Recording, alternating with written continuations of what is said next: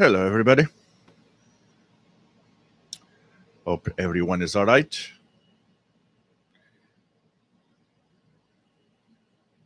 Sorry if it's a little noisy, but it's very hot in Montreal. Air conditioning is running, so you might hear background noise, and it's the air conditioning.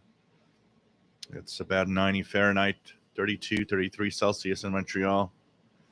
Warm, very warm. We've been very hot for the last 3 4 days. Summer-like conditions. A little early actually for that type of temperature, but we've got summer. We've got summer, but it's going to get back to down to earth temperatures in the next few days. We're going to be back to normal around the 70 mark, 70 Fahrenheit, around 21 Celsius, and even cooler. Okay, let's see if all is all right here. And is my audio okay?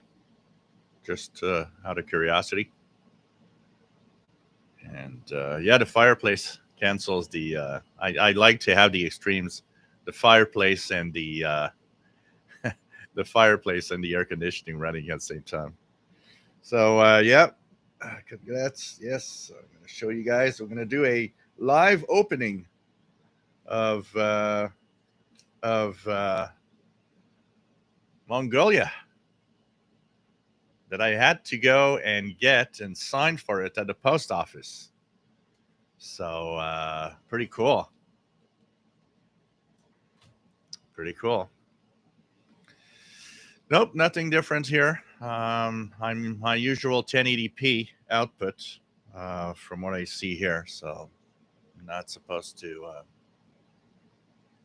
have anything different except for the only thing that I changed. Okay, well, yeah, I did change something. Says when I put the air conditioning, of course, one of the things when you do YouTube, when you do videos, is that often you need to have a controlled environment for lighting, for not lightning, but lighting systems.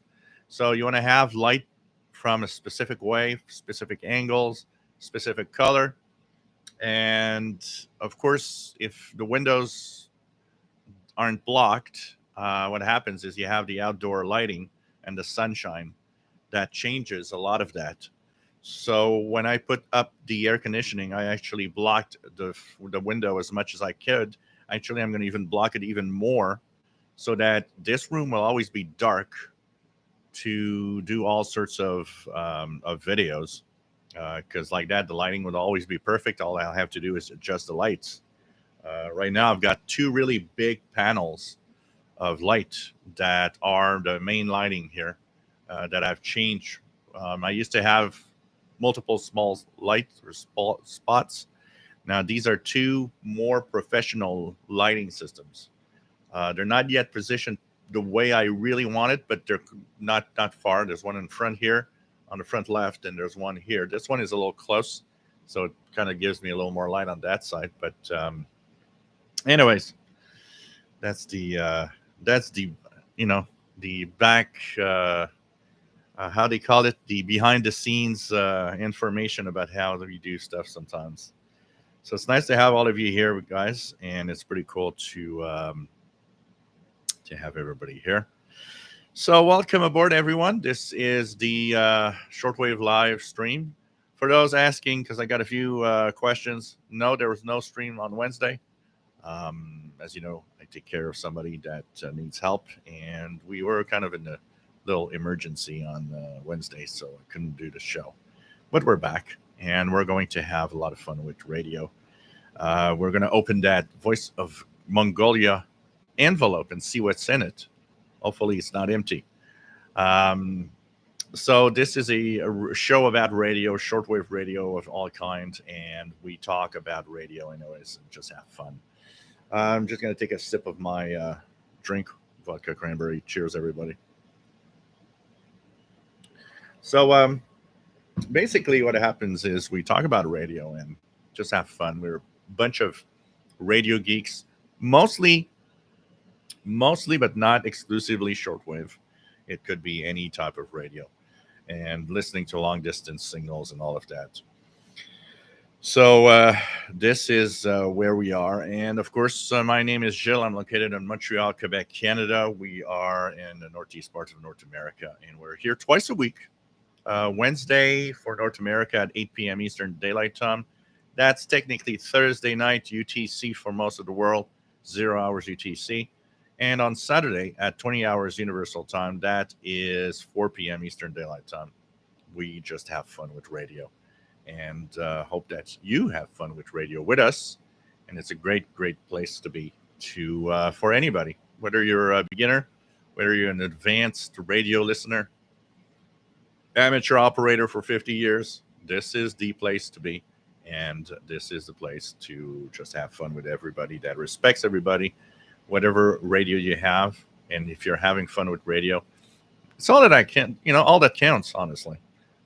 Nothing else. So it's pretty cool to have all of you here. We have a beautiful chat room. If you have a Gmail account, you can actually sign in.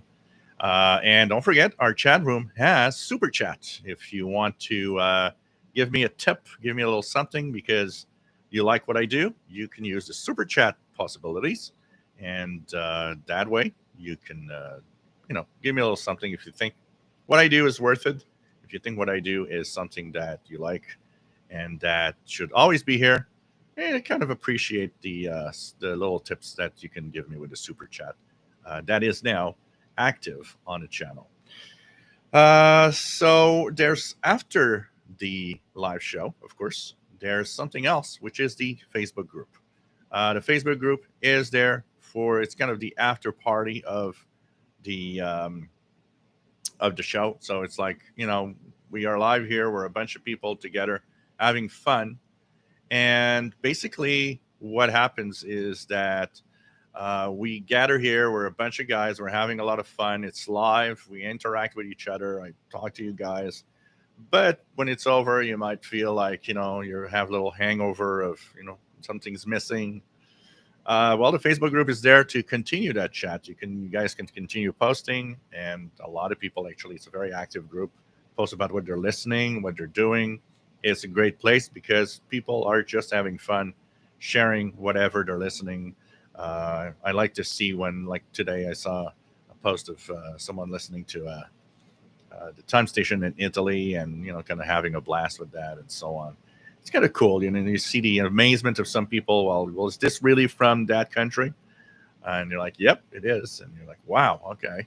And hearing a lot of stuff, and seeing also the comments. I was in the past few weeks. What I've been seeing a lot of is the I was looking at people with their comments on, we have more solar activity, so the activity is up. Means that, of course, it affects the shortwave bands also. Plus the fact that we're moving into summer propagation in North America, that also changes a lot of what we hear. And seeing people kind of wondering, is this normal? I'm hearing this frequency at this time of night. I usually don't hear anything at this time of night on this frequency. And it's like, yep, it's the changing propagation, the changing with the seasons, and the changing with, especially on the higher frequencies, the changing of the propagation because solar activity is higher, and the higher bands are actually open. So it's fun. It's fun to see the interaction. I also post there regularly when we do the when I listen to the radio, find anything. Sometimes I've noticed that a lot of for especially for people that are new to the hobby, when I post, and even when you guys post things that you listen to, it kind of stimulates people of, well, I'm going to try it. He's hearing that. He's hearing that. Let's try it. Let's see what's out there. And basically, that is part of the fun also. And well, we have a little guest here. I'm going to show you guys quickly. Let's see. Here's Mr. Paul. Hey there, Mr. Paul. Wants to say hi to everybody. Mr. Paul the cat. Mr. Paul saying hello. Hey, Mr. Paul. Yes. WB. So a little Mr. Paul saying hi to everybody here. And he's being hanging outside in the warm weather. So everybody's happy to see you. Yeah, right. So Mr. Paul is in the house and having fun. So anyways, when we post what we're listening to, it helps and stimulates others, and maybe listening to something that's like, oh, you hear that station, I'm going to try it. And I often get, oh, thanks for posting that, I didn't know that station was there. And I hear it where I live, and it's cool. So it's kind of fun because it's part of the radio hobby, it's part of the radio fun. So look at that guy. Look at that guy. Look at that guy. Yeah. Look at that guy. Let's just say hi to everyone. Or he's hungry. Yeah.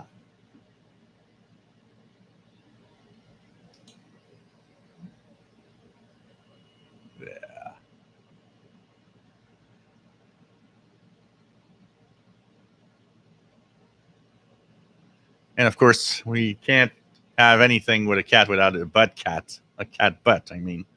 Oh, man.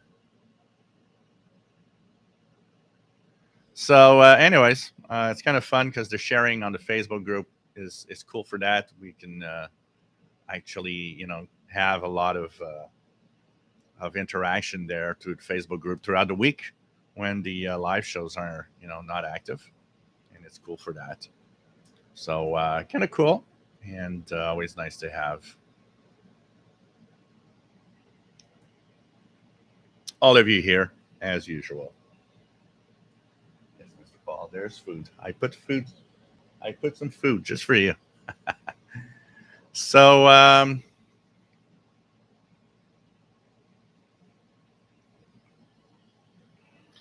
this is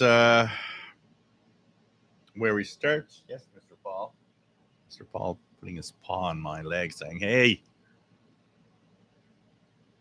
I want you. I want something. So, kind of cool to have everybody here. So, chat room, let's check it out. Say hi to everybody. René Charbonnier from Radio Classic Sunday. Nice to have you here from the Netherlands. Papa Delta 3, Romeo Kilo Delta. Nice to have you here. And, of course, a newly licensed ham, which is cool. Of course, I am Victor Echo 2 Zulu Zulu India. Also, licensed since December. So, pretty cool. Joe Tyson. Nice to have you here from Apex, North Carolina, KM4WRQ. David, KJ4CMY from Central Georgia. Watching an overactive dog. Oh. Dimitri, nice to have you on board. Rob in Phoenix, Arizona. Nice to have you here. Bobby Burgess from Morgan City, Louisiana. W85107SWL. Robert Cross, nice to have you here. Dimitri says today's beautiful sunny weather. Cool. Nick Sharp, nice to have you here from Southern England. Thank you, Joel, for the FLDG video. I've downloaded but struggling like mad to understand how to connect with an SDR player SP1A. Any chance of a video on it? Yeah, I'm going to do... Actually, you know what? You're kind of reaching my my mind here because yesterday, Friday, I was thinking of, okay, what videos I could do. And I was thinking, because I see a lot of people struggling with FLDG and just trying to first get audio in FLDG from whatever radio, including an SDR play device. And the other thing is also understanding the interface. What the hell am I doing? It's pretty much the question of most people just having, the software up there. And I'm like, I'm not decoding anything, and I don't know why. And I don't understand anyways what the hell I'm doing with it. So, you know what? Look for that in the beginning of the week, probably. Not tomorrow because I'll be too busy, but beginning of the week, I'll try Monday, Tuesday, things like that.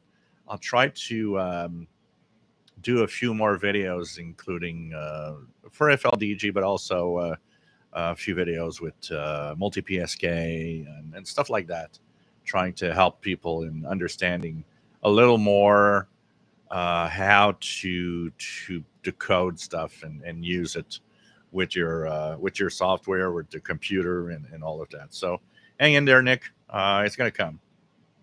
VA3JPX, nice to have you here. James in Ottawa. Shelly, nice to have you here. South Central Pennsylvania. Trying to go too fast here. Others, Autocrafters Kitchen, nice to have you here from Massachusetts. Estrella Garcia, nice to have you on board. Carol, W7WXV, nice to have you on board from Oregon. Gabrielle, nice to have you here from Uruguay. CX0032SWL. Richard Wagner, humid in Northeast Illinois. Here it's not that humid, actually. This is what is different about this. It's hot, but it's not hot like July or August here, because one of the things about this is the humidity has been rather low. So we haven't had really the sweaty type of heat. It's hot, but more manageable, let's say. And the nights are, of course, much cooler. In the summertime, the nights are often very hot also. Well, now we're just in May, so the nights actually go down to, the 60s. So it lets time to kind of cool down, and when the heat comes back up, your apartment had time to cool down. But anyways, I put the air conditioning in. And as soon as they say it's going to be hot, air conditioning. I work indoors, so it's like I got to be comfortable. Chuck, nice to have you here. N5 KVO from sunny South Texas, currently 92. Man Max 2069, nice to have you on board. Jetcrafter, nice to have you on board, and nice to have you back from Southern Maine. We have Sheldon Harvey from Greenfield Park, Quebec. Nice to have you here. Jim's Radio Check, nice to have you on board. Pierre-Lef Radio, bonjour et bienvenue. J'espère que ça va bien depuis Lyon en France. We damage, the fireplace cancels out the AC, absolutely. Congrats on Mongolia. Yeah, that's one that I should send you. So I made a report on, we're going to check the QSL. You'll be able to add it to the log of QSLs for your column, Mickey. I'll look at the date in the back. Now, there's a story also behind this that I'm going to have to tell you, because that thing has been sitting at the post office for a week, and I'm going to explain why. Robert Cross, nice to have you on board. Warm day today in Ireland. Chris Powell, nice to have you here from Minneapolis, AE0IY. John Beckham, nice to have you here from Northeast Florida. News Now, Netherlands, nice to have you here. Keegan DXer, nice to have you on board, my friend, from Northwest Arkansas. Paul Patterson, nice to have you here, and 4CE in Stoneville, North Carolina. DJW883, nice to have you on board from Southeast Pennsylvania. Larry Gilmore, nice to have you on board from Boston. We have RJDA Dakota, Sweet Odd Late Spring Saturday in Wentzville, Missouri. Nice to have you on board. WA0113SWL. We have Gary24 Fan. Nice to have you on board. In July, like Northern Maine, where it's 79 Fahrenheit today. It was 91 yesterday. Jeff Williams from Southwest Cornwall, UK. Nice to have you here. We have Tostenlof. Nice to have you here. Greg, nice to have you here. It's 84 and 80s in Franklin, Wisconsin. Monday was 89. Nice to have you on board, my friend. Keegan TXter is having Texas tea brand Petite Strawberry White Tea. Sounds good.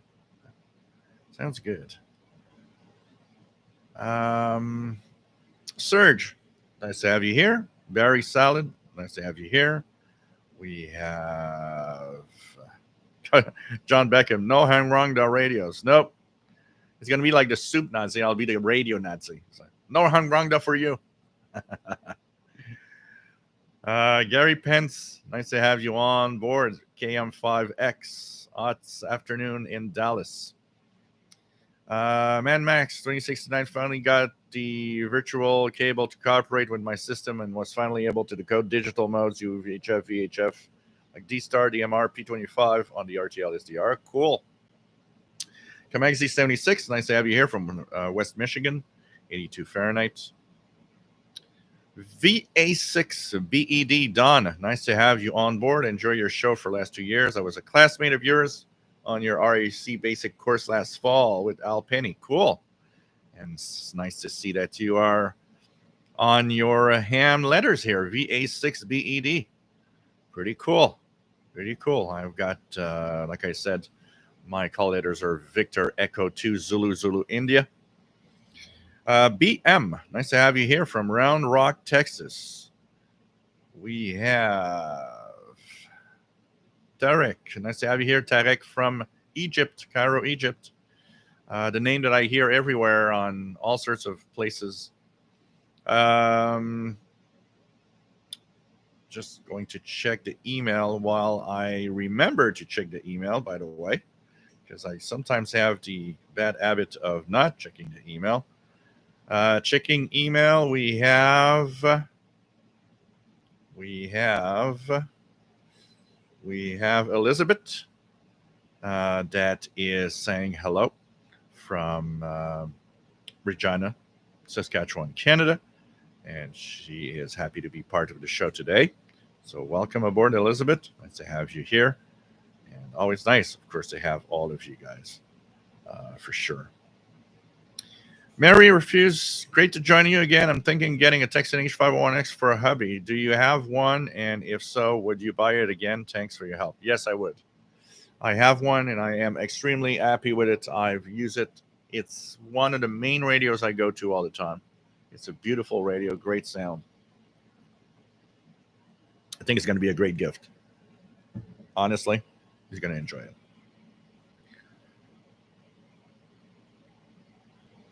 WF7I Ombrew, nice to have you on board with us, Bert.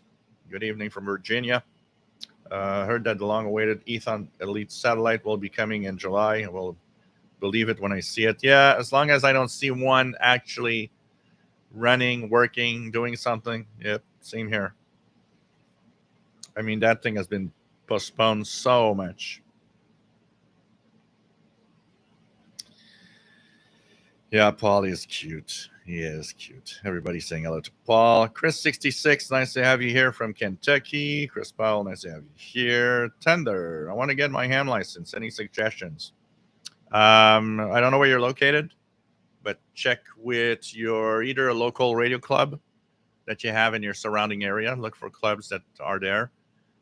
Look for, if you're in the U.S., you can look at the maybe at the ARRL, see what they have as suggestions for that, and maybe guide you into the good direction.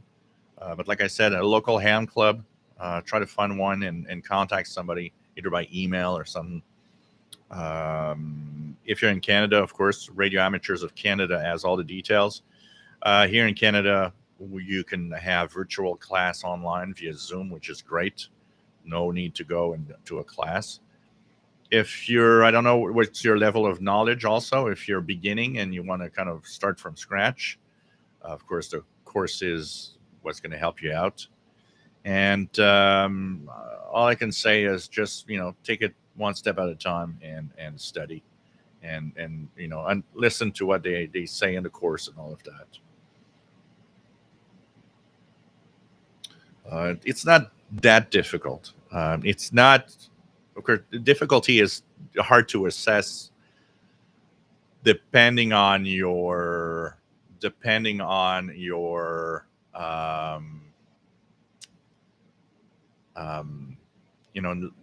kind of level of knowledge, first of all, and also depending on, we don't all learn at the same speed. For me, it's kind of a very, it was a fairly easy thing.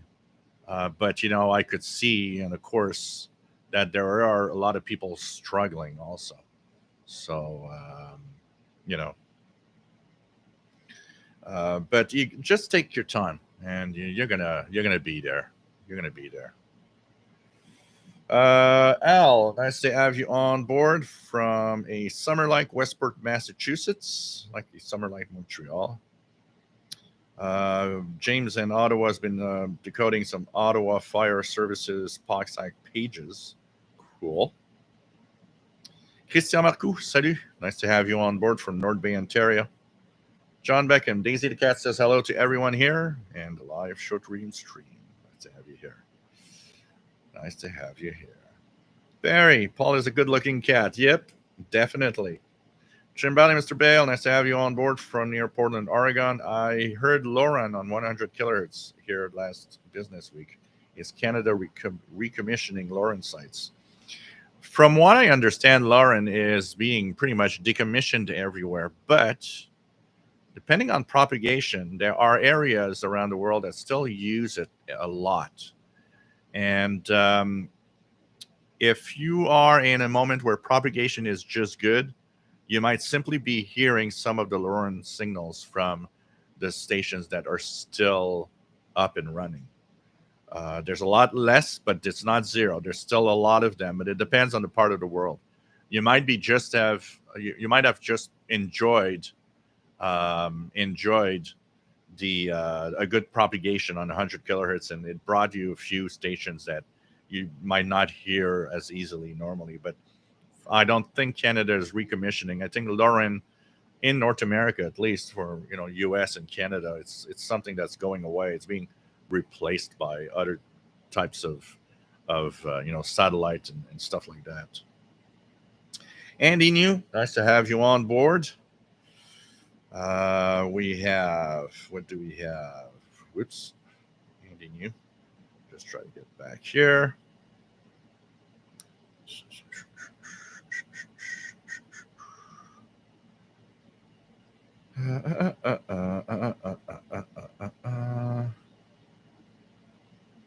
Just gonna signal this. Make sure that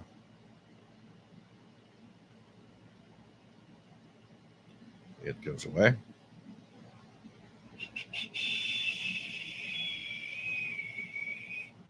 Maybe you had maybe it's a station that's on and off. Maybe it's not on all the time. It's kind of interesting.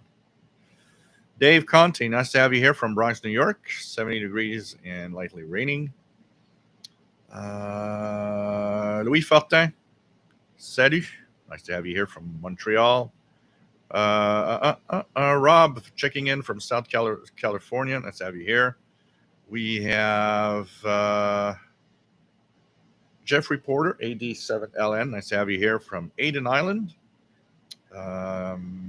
Tosenlov wishes FLDJ had an Android version. Yeah, there's definitely needs, not just for Android, but for iOS, for iPhones and iPads. There needs to be a multi-mode decoder. That would be great.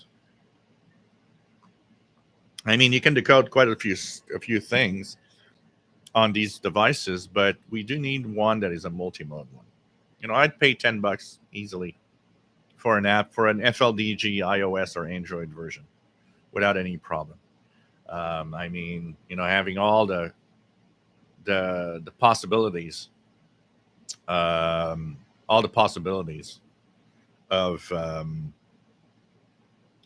FLDG in one of your portable devices would be great. Michael Satterfield, nice to have you here from South Carolina. Release the hounds.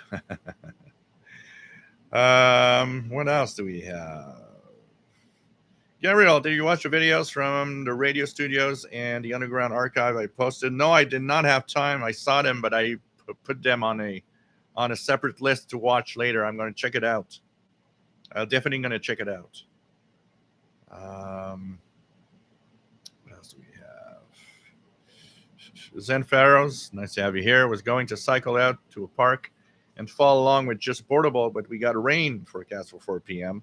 So I'm indoors again. We'll do an expedition one of these Saturdays. Cool. It's always fun. It's always fun to to go outdoors with radios and just do stuff. I want to try to do that. Artist Crafter's Kitchen. Can't wait to see the Mongolian mail opening. It's like an unboxing, but of a letter, an unlettering. The Swabes. Nice to have you here. KE0VYE in Crèvecoeur, Missouri. I like that name. 11 Radios. Nice to have you on board.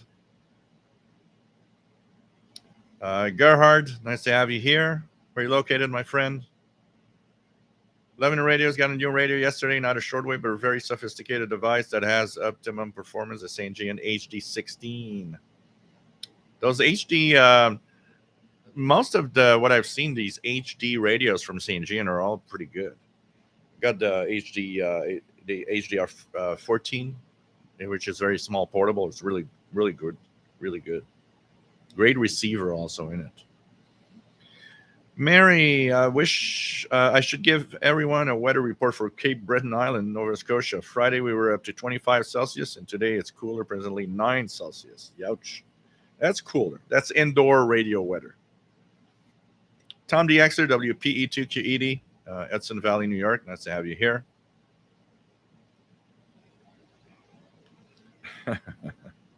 David DXer, ça va bien? J'espère que tu vas bien toi aussi. Nice to have you on board from just outside of Montreal, not very far. Jeff King, good afternoon. Nice to have you here from Jacksonville, Florida, listening while at work.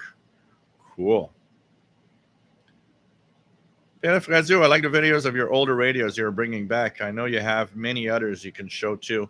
There's going to be a lot more because I actually have 3 full boxes of radio because my radio shelf is being rebuilt. So I'm taking all the radios out of the box. And so every time I pick a radio out, I'll make a video on it. Medium wave, shortwave, whatever. But every single radio I'm going to take out, I'll make videos on it. So you guys are going to see some older radios I haven't touched in a long time. I have a little red radio in the back. That's one of the emergency and analog radios that you'll probably see some videos soon, maybe tonight or in the next few days. But there's going to be more because I'm taking out all the radios from the boxes, putting them on display. So every time I pick a radio up, I'm going to use it, I'm going to tune it, whether it's crappy or not, and we're going to check it out. So there's going to be more of them. I'm having fun, actually. It was a lot of fun to do the videos the other day. I had fun playing around with the Toshiba F11, kind of very nice, unique analog radios from the 80s. 11 radios. I'm only getting 4 HD signals where I live, but they were stations I craved. One is BBC every morning, and the other one I love is alternative rock. Everybody's saying hello to Elizabeth. Nice to have you here. 11 radios. H501 is my favorite go-to radio. John Ritson, nice to have you here. 2E0JGR. And hope you're well. And it's nice to have you back, my friend. What else do we have? Tom M. Which is a better radio for listening, D808 or Texan 880? Is there much difference in sound quality? The 880 is much better in sound quality than the D808. And the 880 doesn't mute when you tune around with the tuning knob. The D808 does. So these are things to take into consideration. Technically, the 880 is a better radio. So check that out. The disadvantage, 880 doesn't have RDS on FM, if that's important to you. Well, the D808 does have RDS on FM. So a couple of little things that you might want to. D808 has the airband also. But sound quality is night and day. Major difference. The 880, like the 990 and the H501X, are known for their really good audio quality.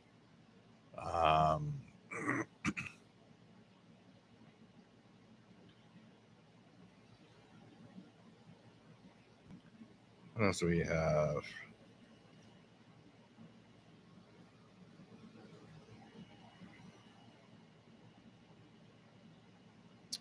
W7I Umbro. I ordered the new Ethon satellite back in 2019, and if I end up getting one eventually, it will be the longest delayed order of my life.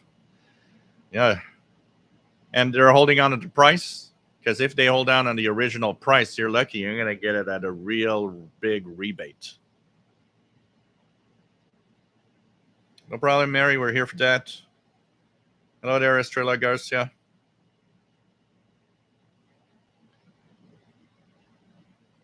Charlie Burton. Still life in the Yisu 817. Love mine. Lots of these radios are great, actually. These transceivers. Jim's radio check, living radio. Yeah, the HD channels.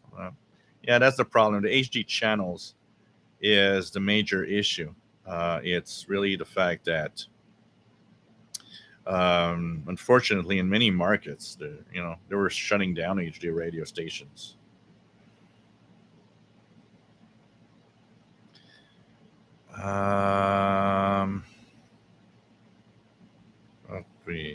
What do we have? Living Radio Gel did a spot on the smaller Sangean HD. Not sure if it has the 16 or the pocket size. Yep, I did. It's the 16, the very small. It's the HDR 14, which is very. It's a very small portable, but it works great.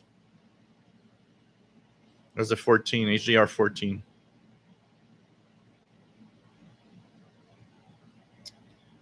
Let me check it out here. J Projects, nice to have you here from San Diego, California. Carl Icon, nice to have you on board. Sky King active on 11175. It's pretty cool. Tom M, so is the Sexton 880 lots better? Better in audio, better in, the fact that it's not chuffing when it tunes, more precision on the displayed frequency for SSB. On performance, what you're listening to, you're going to get on the D808 the same signals that you're getting on the 880. It's more of a question of, we are somewhere else when we talk about that. For example, I got a couple of people, that sent me and said, well, it's not worth the price for the H501X because I got a D808 and I'm sure it's as good. It's not. When we reach the level of the sensitivity like the D808, the extra dollars that you pay for, say, of H501X is elsewhere. It's in a bigger radio. The H501X, the only stereo FM, because it has speakers on each side, great audio quality that is years ahead of the other ones. Things like that are in there. There's an MP3 player with, you can put a memory card. There's Bluetooth, stuff like that. So you're paying the extra for better audio, for all sorts of things. The tuning is much better because no muting, and the precision of this display on the frequency and upper lower sideband makes tuning of SSB much easier than using a D808, for example. So you're paying for extras that are different, but you're not paying. A H501X will receive, and a D808, which is much cheaper, will receive the same signals. You'll be able to tune what I tune. Sensitivity is kind of at a maximum point now, where all of these radios are pretty much good at what they do. So, but it's really a question of what you're looking for, basically. So, and the sing detection, I don't really take care of that, because sing detection for me is, and I don't care. Sing detection is a fancy way of just having a frequency being, synced, because the radio actually synchronizes with the signal. That's the only add-on, because it's actually listening in sideband to a signal. It's all that it does. It's listening in sideband to a signal. You can do the same thing and achieve the same thing, listening upper or lower sideband and tuning precisely. The only thing that it actually adds is the fact that it actually locks on, so you don't have to manually try to find the zero beat. Because for the rest, I've seen a lot of displays and a lot of stuff, and I gotta say, I'm not impressed with sync. I've never been, even with a radio like the Sony 2010 that has what is a good sync. That's my opinion. So I don't really care about the fact that the sync does or does not work, you know.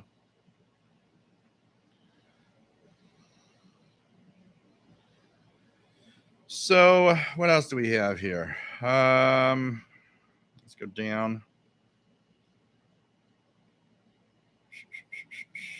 Yeah, I'm gonna do a video to talk about the VHF, UHF stuff on the Angrangda.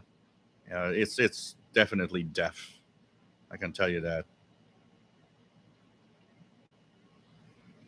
Tom is in Canberra, Australia. Nice to have you on board. Pretty cool. What else do we have? Let me go down here. Let me go down. RGA Dakota, I'm surprised you wasted your time on a review of the HRD 747, or do like one former YouTuber and throw it under the truck. Pretty much. Ricardo, nice to have you here, my friend, from Portugal. Francis Moore, nice to have you here from the UK. Lemon Radios, the one that Jill has, the original 909, is beautiful. Yeah, I can't show it now because it's somewhere, but I will. I have to check the original 909. Yeah. Skip Wave DX, nice to have you on board, my friend. Always nice to have you here. Just gonna check something here, guys, for a second.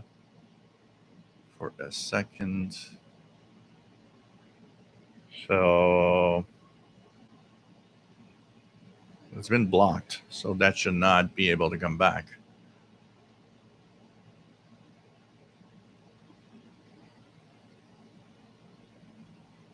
If I go here, because they come back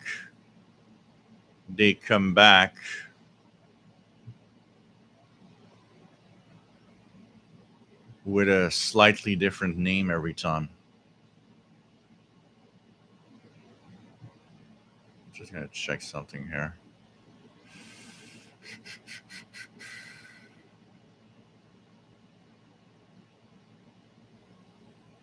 Yep. I tried to. This is just suspended. I don't want to suspend. I want to completely block. There's. I'm going to actually flag it.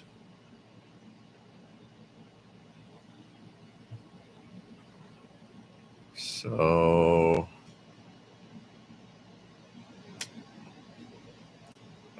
This is sexual content or explicit content signal. Yep. It's going to take a few seconds, guys, because I'm going to send just the right amount of spam. Make sure that okay, here we go.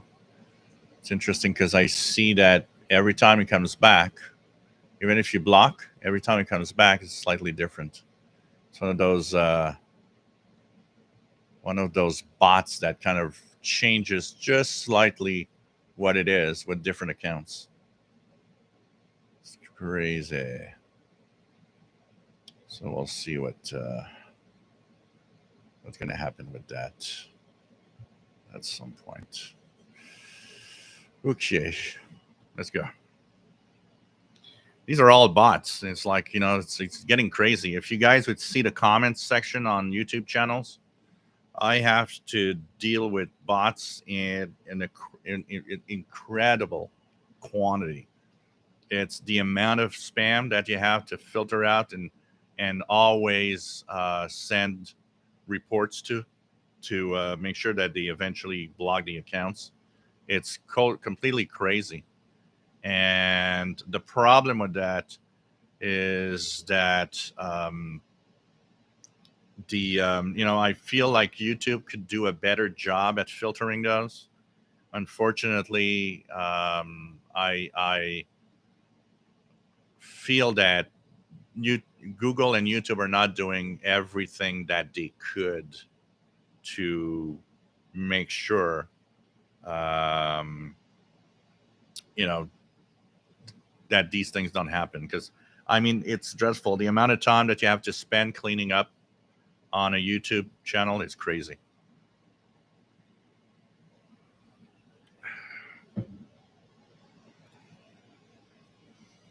So, what else do we have?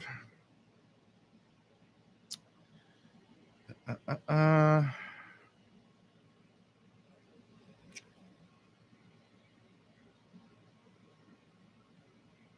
Tim Mitchell, nice to have you on board from Wisconsin. Still waiting for you to put up your UTC clock above the on-the-air sign. Yeah, that is something. Actually, the back is going to change.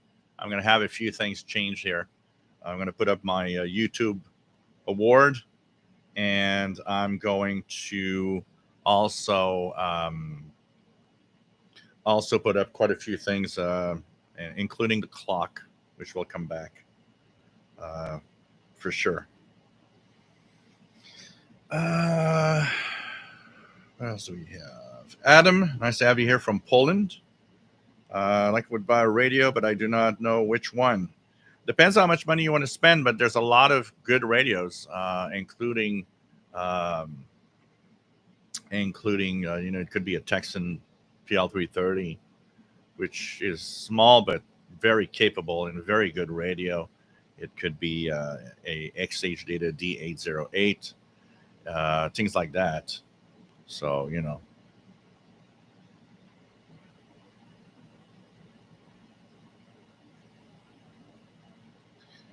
Mary, just wondering what a Deca station was years ago. I knew someone who worked at a Deca station, but at the time I did not ask him about what he did.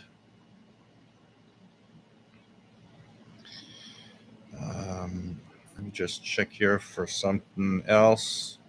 Sorry, guys, I'm just trying to do a little something here. Bobby, I can't. A subscriber only thing cannot work because a subscriber only thing blocks too many people for a lot of stuff, including viewing content. A subscriber only content would block people that are watching, for example, that are not subscribed to the channel.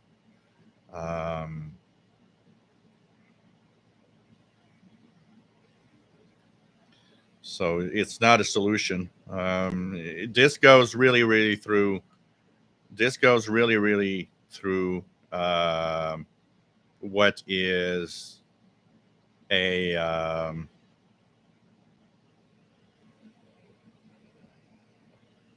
what is YouTube? YouTube needs to do something about it.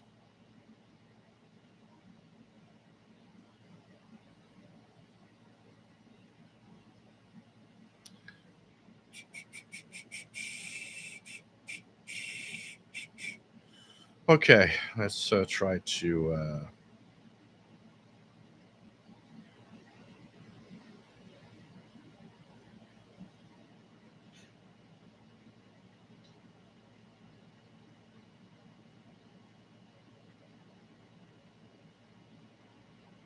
Okay, here we go back. Let me go back to the chat room. Sorry, guys. Took a little time to report quite a few of the things there.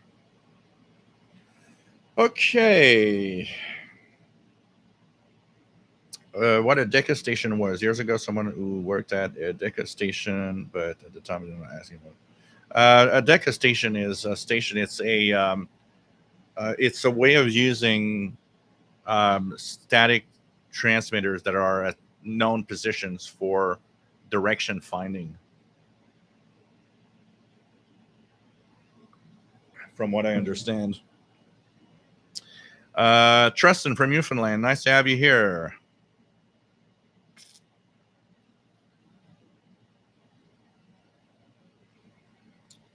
What else do we have? Keegan DXer had his first FM DX Tropo and HD lock on the HDR14 with 88.7 KUHF Houston, Texas on April 27th, 2021. Lemon Radio is my original MLA30, still kicking butt. Yeah, same here. It's been there for what, 3 winters now? Works great. With an amazing antenna. Tom, thanks so much. I will look at the 880 and 501 you mentioned, and the other that I missed. I have the 808 and Levitt. I have a couple of St. Gian kitchen radios for FM, but they are so poor.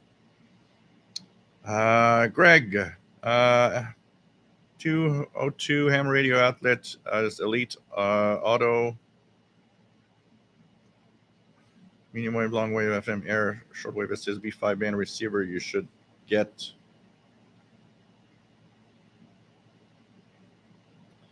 So exactly which one you're talking about. TEDx Radio New Zealand is doing great in Cairo for last month, 15,720 out of 4 UT. It's been coming in earlier than usual on that frequency here too, with the higher solar activity, honestly.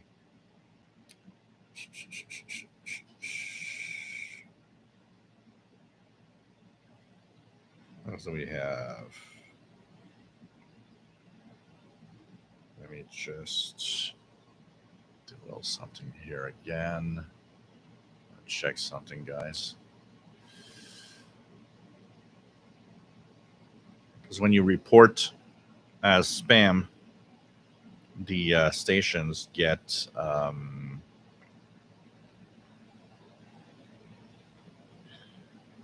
after 5 or 6 different reports for spam, they eventually get their accounts blocked. So anyways, okay, continuing. Let's ignore the crap bots. Radio New Zealand is on 15,720. In North America, usually at around 04 UT, 03 UT comes in pretty well.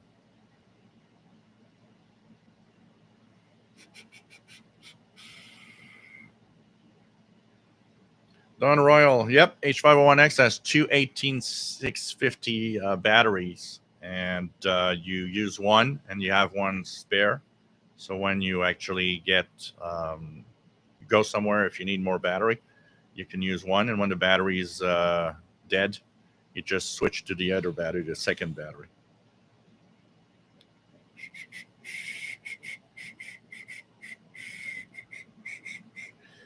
Yeah, the problem, John, is that they every time the spam comes back, it's slightly different. So even if you block it, it's still going to come back because they have a bot that creates a slightly different name every time. So it goes through the blocking all the time.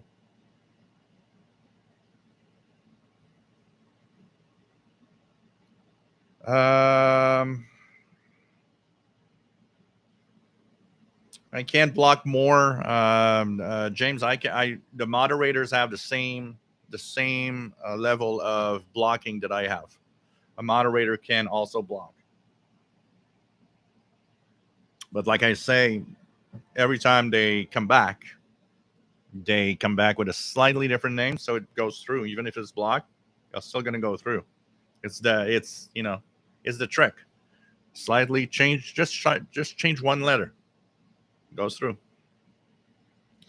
These are all automatic bots that create this, because you know what happens is that now this happens on YouTube all the time, and the reason why they're spamming is that I don't have more power than you guys, James. On my list, when I go through, I don't have more power than you. That is exactly the same thing that I have. As the guy that controls here, I don't have more power than you guys on your list. So if I add them to the block list, they come back anyways with another thing. Anyways, the reason why they're there is simple. Is because the more you spam, they will get from time to time somebody clicking. So what happens? They will try to lure people and make money out of it. It's really a money thing, trying to lure people to make money. Basically, it's as simple as that. It's crazy what's happening with YouTube with that. And like I say, YouTube has a responsibility. They need to do it. They need to actually they need to just gonna check something, guys, for a second. Go here. Okay, same thing. I want to check another thing here because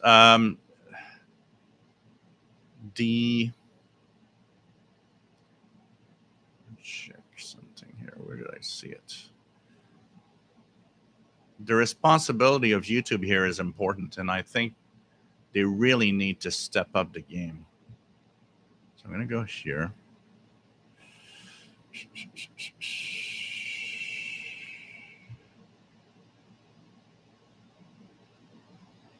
We're going to see here. I'm just going to report everything as much as I can out of here. Okay, let's try not to spend too much time with these idiots anyways. Paul Taylor, nice to have you here from Scotland. Gustavo Bernandez, nice to have you on board. Radio New Zealand in Caracas on 9700 at 10 UTC, very clear. Cool. On the extra, the sync, yeah, but if you would put your radio, if instead of using sync, you would put any radio and put it in upper sideband or lower sideband, does the exact same thing. The only thing sync does that you have to manually do on you doing that is that it synchronizes automatically. You don't have to fiddle. So when you sync, the radio's synchronous detector matches the signal. So you don't have to, it does it automatically. So that removes the I have to fiddle to get the voice right. But on a good radio that you can get the voice right, it's exactly the same thing you're doing if you're listening to that same signal, but shifting to an upper or lower sideband to listen to it. The sync just makes it easier because it synchronizes. That's why it's called synchronous detection. It's simply a fancy word to say, I will match the carrier and put it in sideband. Simply. So, but you would have had the same DX capability with a radio that would have given you that. But the difference is that you need a good radio because using sync detection is also something you'll use only on radios that are very precise. What else do we have? Let me see where I was. I think I lost my space here. Okay.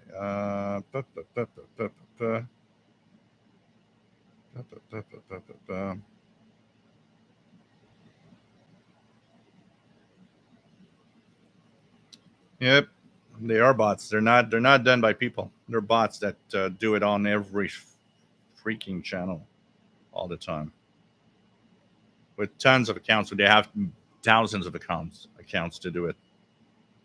So every time they come back.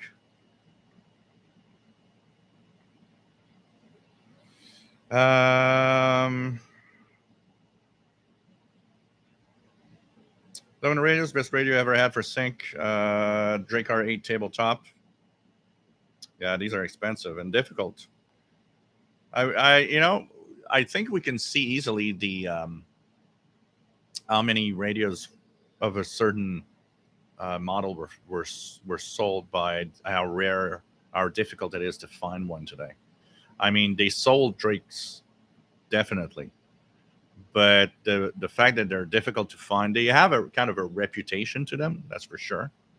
But I think that one of the facts they're hard to find also is that they probably didn't sell as many as certain models, like like the Kenwood R5000. You see it everywhere, and the Kenwood R2000. You see it everywhere.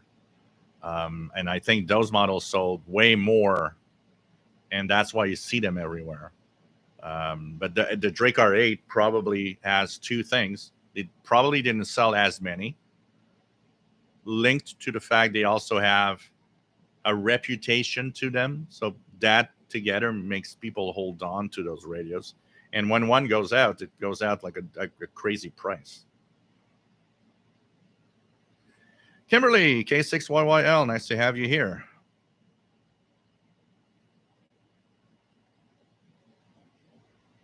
What else do we have?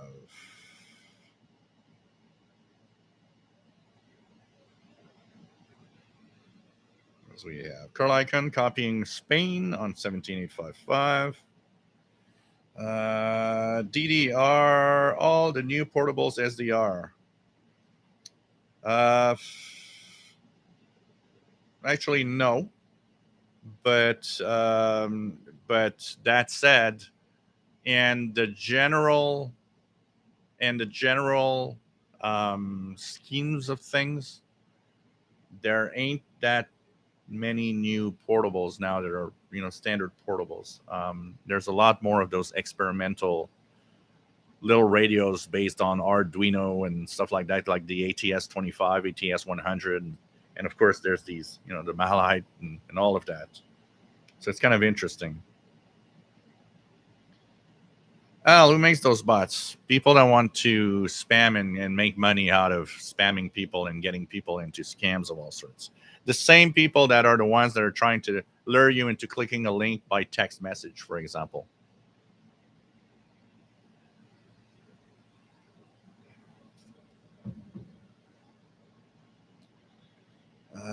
What else do we have?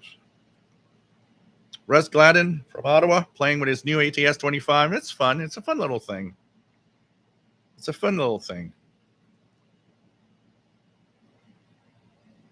Yeah, but it doesn't work, Bobby, because if you do that, you block people to have sub only, and you'll block too many people. You'll block people from seeing the chat afterwards. You'll block people from actually block all the people from seeing the chat, which I don't want. I want everybody to see the chat. I don't want to have just the subscribers to see the chat. That's why it's not something feasible.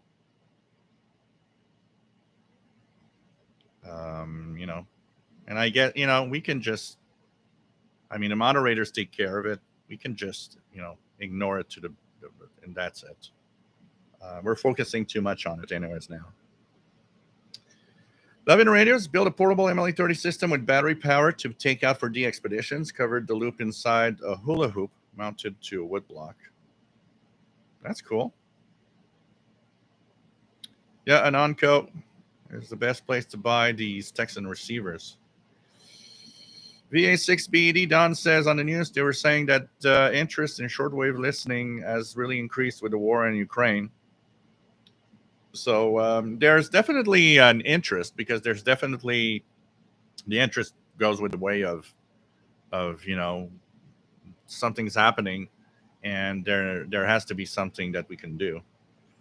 And that's for sure.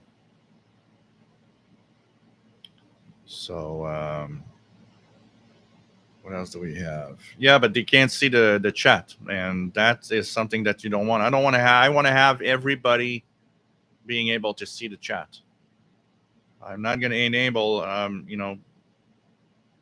to have people only that are members of the group of the YouTube channel, basically, or subscribers, because that's what it does. JRC, Yeah, there was pretty good radios. But that said, and I'll say it again, and I say it all the time. Um, with the amazing receivers of today for just a few $100, think twice before you're going to pay $1,000 for a um, as a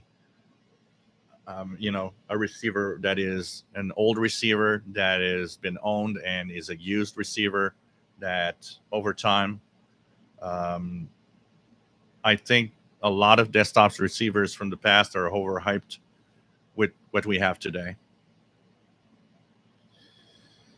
The 501 is not a big jump from the Texan 880. Okay, Tom M. The 501 is great, but where I will not necessarily push anyone, if you've got a Texan 880, I see very little reason for you to go to either a 990 or a 501X, because the 880 is already great. What you're getting for the extra money on the 990X is the Bluetooth stuff, things like that. The fact that in the H501X you get Bluetooth stuff, and also the fact that there's an FM antenna output. There's a few little things, but when you're on the 880, when you own a Texan 880, honestly, uh, I it's I would say if you got the money, you want to have another radio, go for it and have fun. If it's just barely because, oh, I'm going to have something better, the 880 is fine. Don't spend any more money. Spend it on something else. Spend it on an antenna or whatever, an accessory of something else.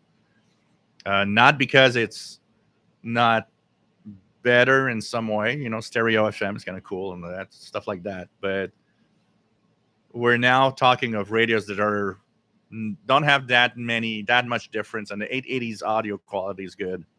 So I kind of, you got an 880. You tell me I got a Texan PL 330. Should I get an H501X? I got the money and I want it. Go for it. Yes, go for it. But you got a Texan PL 880, which is already a pretty nice audio, pretty good radio. There, I'm not sure I'm gonna tell someone to go to a 990 or an H501X. And also, we got to be careful in what is a better radio. What is a better radio? Meaning, what do you mean by better? What is better for you? What does that mean in your own language? A better radio. If the language that you're using is, I'm going to get more signals than I have with my radio, no, you're not. If you got a Texan PL330 and say, I'm going to buy a 990X because I'm going to get more signals, you're not. That's straightforward. You're not. The 330 is very sensitive. It's getting the same thing. I made a few videos comparing the big gun radios with the 330, and it's like, apart from the audio quality that's maybe better, I got to tell you, you got a great radio and you're getting the same thing. So for that, for the performance issue of listening to a signal, okay, if for you better is I'm going to hear more stuff, no. And you're wasting your money changing radio for that reason, because you're not going to get more stuff. Better is a very, very, very big, very wide meaning. And better is, it's better at certain things. It's better in its audio quality. It's better if you like FM stereo. But if better, because for me, better, that's where it's situated. When I talk of radio, and if we want to talk of better radio, for me, better radio is, first of all, sensitivity. Am I getting more on that radio? No. I'll even further than that. I got a Kenwood R5000 here. I've got an ICOM 8500. Are they getting better signals than the H501X, which is much less expensive, even though it's an expensive radio in today's standards? There's nothing that I'm going to get on my ICOM or on my Kenwood that I cannot hear on the H501X. That's why I always tell you guys, don't spend loads of money on old radios. They're not worth it. They are not worth it. They were great in their time and their prime time. They're okay today. They do great stuff. They are beautiful. Those Drakes are great. They're, I'd love to have an NRD here. It's sexy and it's amazing. Little, amazing desktops from the time. But if you get them at a decent price, cool. But for the price they're sold today, used, man, go get yourself an H501X. It's going to cost you a lot less, and you're going to have fun, and you're going to have a great radio. It's as simple as that. Remember, those are old radios. You're buying something that's 20, 30-year-old technology, was great in its day. I can tell you today what we have is impressive. And I can tell you that if you've got a radio today, you're not going to be that, necessarily have that much better in one of those old desktops. And you got to think that they're old. 30, 40-year-old radio might need to have money invested in changing capacitors. There are things that are going to,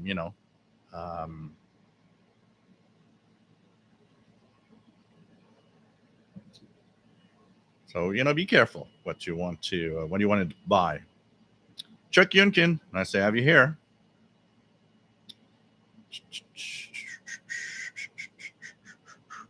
The Eclipse is tomorrow, not tonight.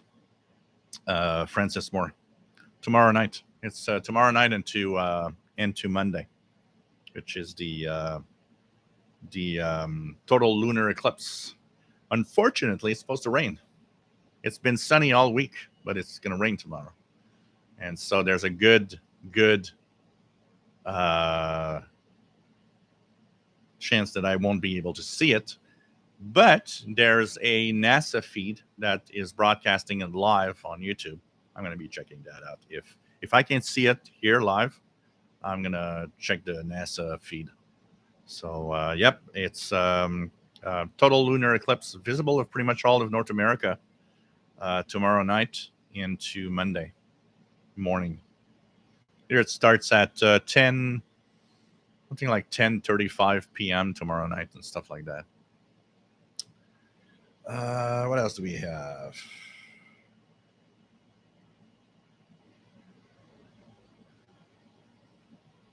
What else do we have?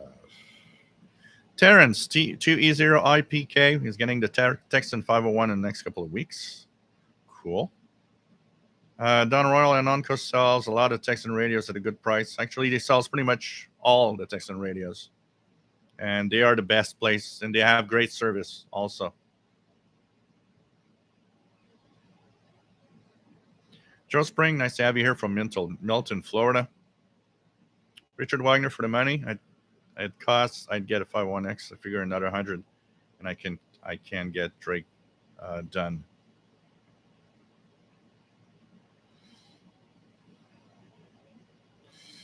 Yeah, but if you can get it fixed, absolutely, it's nice. It's nice to have a desktop receiver that works. That's definitely. What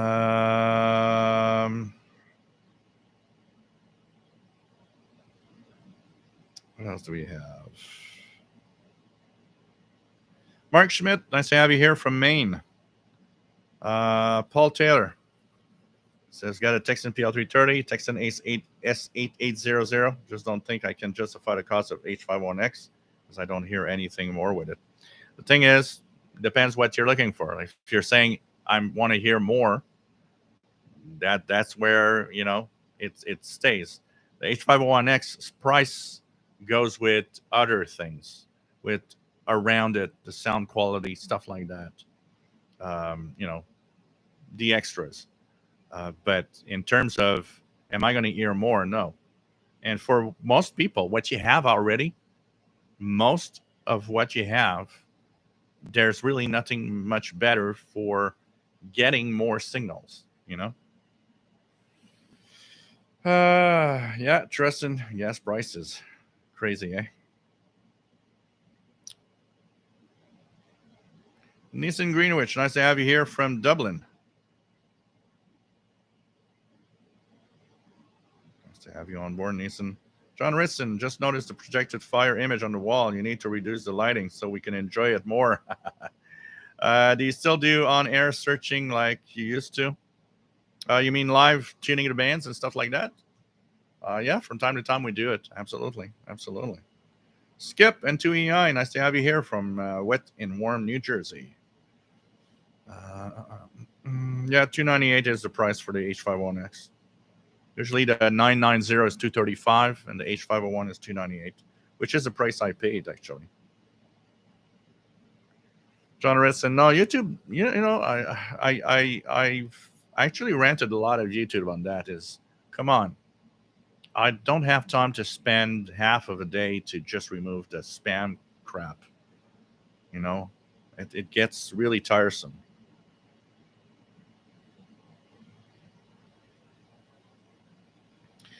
The and I'll say one thing. Um, I'll say one thing. It's the radio and what you want as a radio is much more of a personal experience. Um, if somebody tells me I saw a Drake R8 and I bought it for $1,000 and it's in good working condition, what I'll say here is if it's something you always wanted and it makes you feel good and you want it, that's up to you. That's where it gets up to you. Where, well, if you're ready to pay that price and you want one and it works well, that's more of a personal thing. Um, it's like the Texan H501X. It's my favorite. If tomorrow morning something would happen to it and I need a new one, I would buy a new one. But it's not. I like it. I want it. I love what it is. Once again, it's part of it is personal. Part of it is it's hard to explain. It has the features, it has the sound and stuff like that, but it comes down to what exactly do you want? What exactly are you searching for in a radio? And then what price you're going to pay, that's much more of a personal thing in many ways, because like I've always said, a lot of these radios today are all pretty much great performers. If you have, one of those good models, you got a good model. You got a good radio. You just got a good radio. And why have something else? That now is another question. Somebody with a Texan PL 880 says, I'm gonna find a H501X sexy and I want one. Get it. If you got the money and you don't, you want it, get it. That's all. Um, where I try to place the line is are you going to hear more with a Drake R8 that you bought used for $1,000 than you're going to hear with a even I'm going to shock people here, even with a 8-stage data D808. You'll have a better tuning experience on the Drake, definitely, but I bet you that there's nothing that you'll get on the Drake that you can't get on the D808. It's just the tuning experience that is different, very different. More precise, more stability, more. The experience is different, very different. Um, and you might prefer that experience to what you'll have as an experience on a D8, an X stage data, definitely, because that could be something that for you is something you find more interesting. You know, that's the thing. But it all comes down to what do you want and what are you looking for. But remember, in terms of listening, and with my experience with my two big desktops and the portables of today, you are not anymore in a world, because you know that's in the past, that was the world we were in. Remember in the past when we would buy a radio in the 80s, there was the money you spent gave you advantages. You had the analogs on the bottom.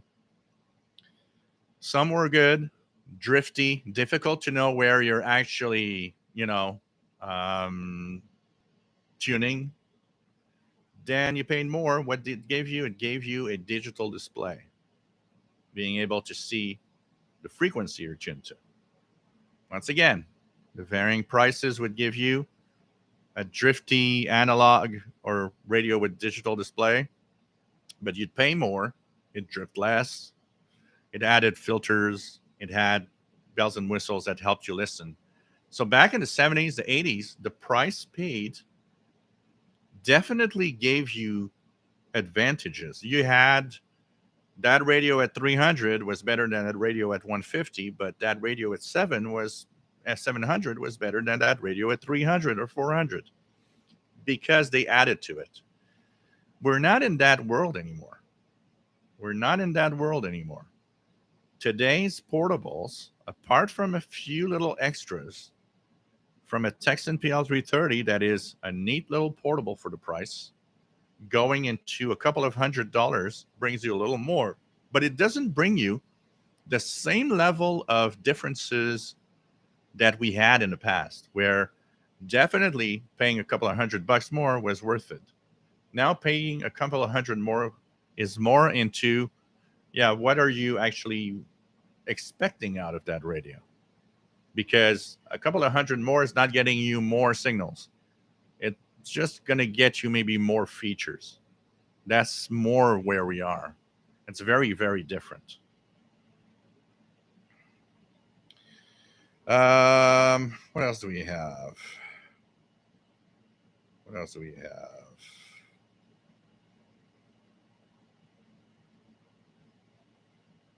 Let's go down.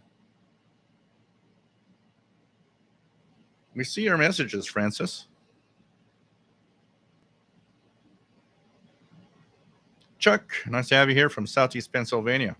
Tom, random question. Has anyone tried an older Hacker Hunter? They look cool and have been tempted to get one. What else do we have?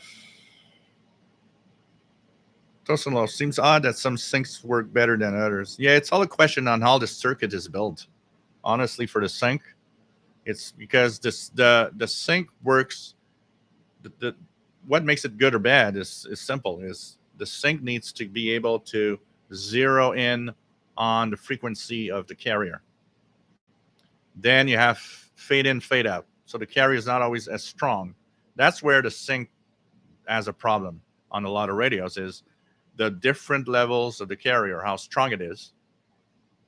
Some radios will lose the lock when the signal goes weaker.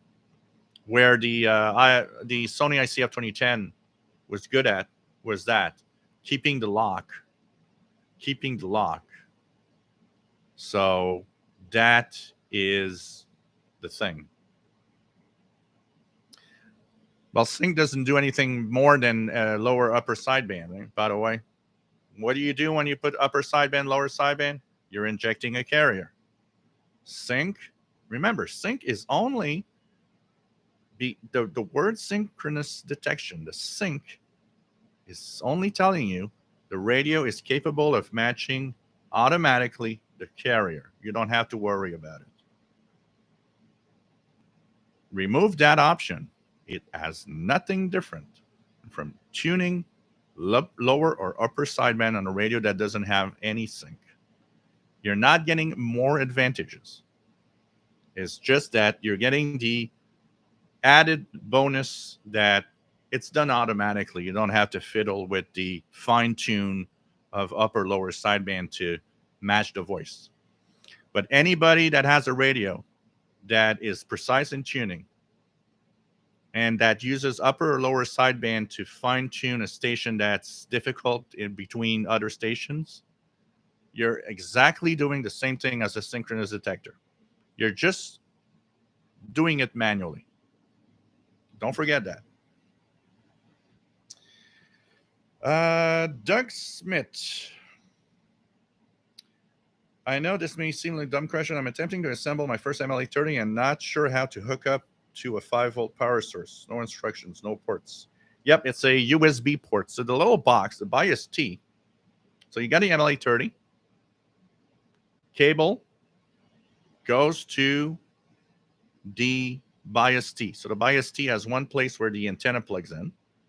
And there's the other port, which is also the output to the radio. So it's going to tell you one is antenna, one is radio. The antenna plugs to the antenna. The radio is where you're going to plug the radio. And there's one place where it's a micro USB, I believe. The micro USB is where you plug in that. It came with actually a little USB cable. You plug it in, and you plug it into a phone charger or anything. They sell them everywhere today. That's going to power the bias T and give the power to the antenna. Exception to the rule: if you've got a SDR play, for example, the SDR play devices, the SDRs, you can remove that box, the bias T, plug the antenna directly, and just click on SDR Uno, the bias T little box. It's going to power it on its own without having external power.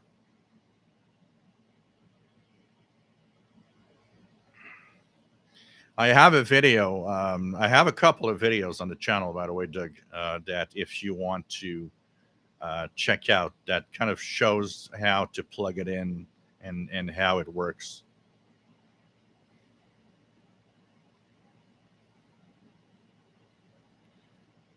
So what else? Let's try to go faster. I'm going to do the opening of the Voice of Mongolia letter here. I'm going to check what's inside. Matt, greetings from an old radio is like getting an old car. You're going to be doing a lot more to keep it up. It's going to be trickier because the scarcity of parts. Some people love it, and that's great. Yeah, absolutely.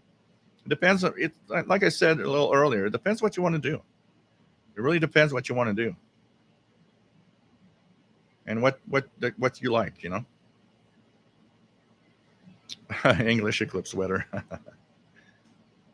Chuck, I learned my lesson regarding old radios. Paid a hefty price for a Grunning 800, and it quit after just a few weeks. Not worth paying for a repair, in my opinion. Nostalgia ain't what it used to be. Yep, pretty much. Pretty much. What else do we have? Mad Reader DXR UK, do not recommend old radios either. After some of the ones I bought over years have soon broken down. Lemon radios. Old radios are something you experience once in your life, then afterwards moving on to higher end shortwave works in my case. Icon Radio Prague, which should be in French now, 15770. Dmitry, what is good receiver like IC8500 Icon, but much portable, where you can take with you on the go? If you're not talking of the frequency coverage, if you're talking about for shortwave, you're getting great radios with the Texan PL990X or the H501X. You're going to get everything. Now, if you're talking about wideband, because the IC8500 is a wideband receiver, you'll have to go into one of those portable SDR stuff, basically. George from Mexico, nice to have you here. Joe Gomez from San Diego, California.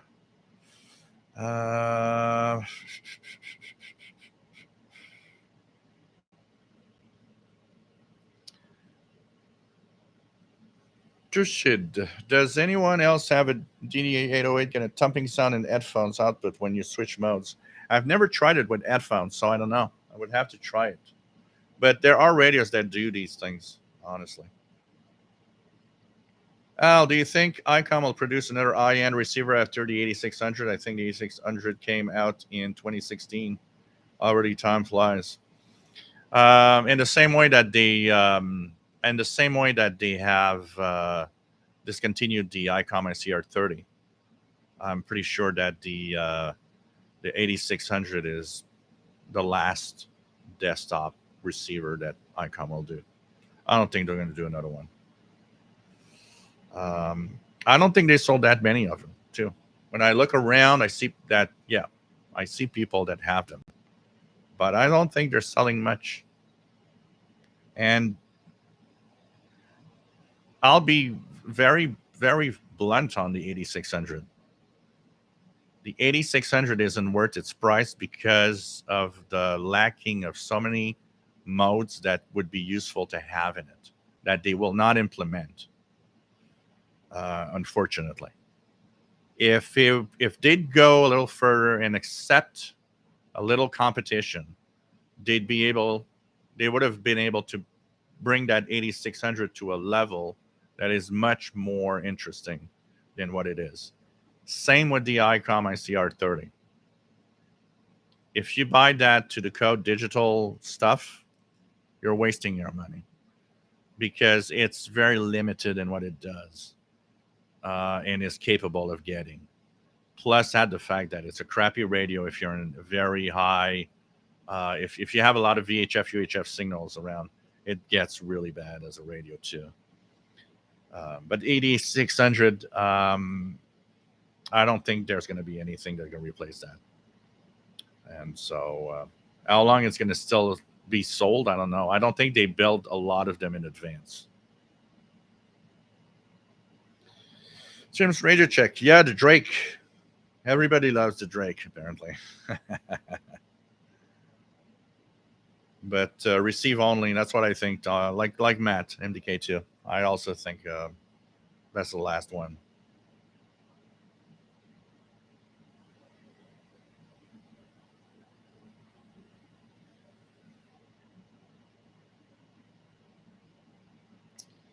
Just Spring, I think now the antenna can easily cost more than the radio.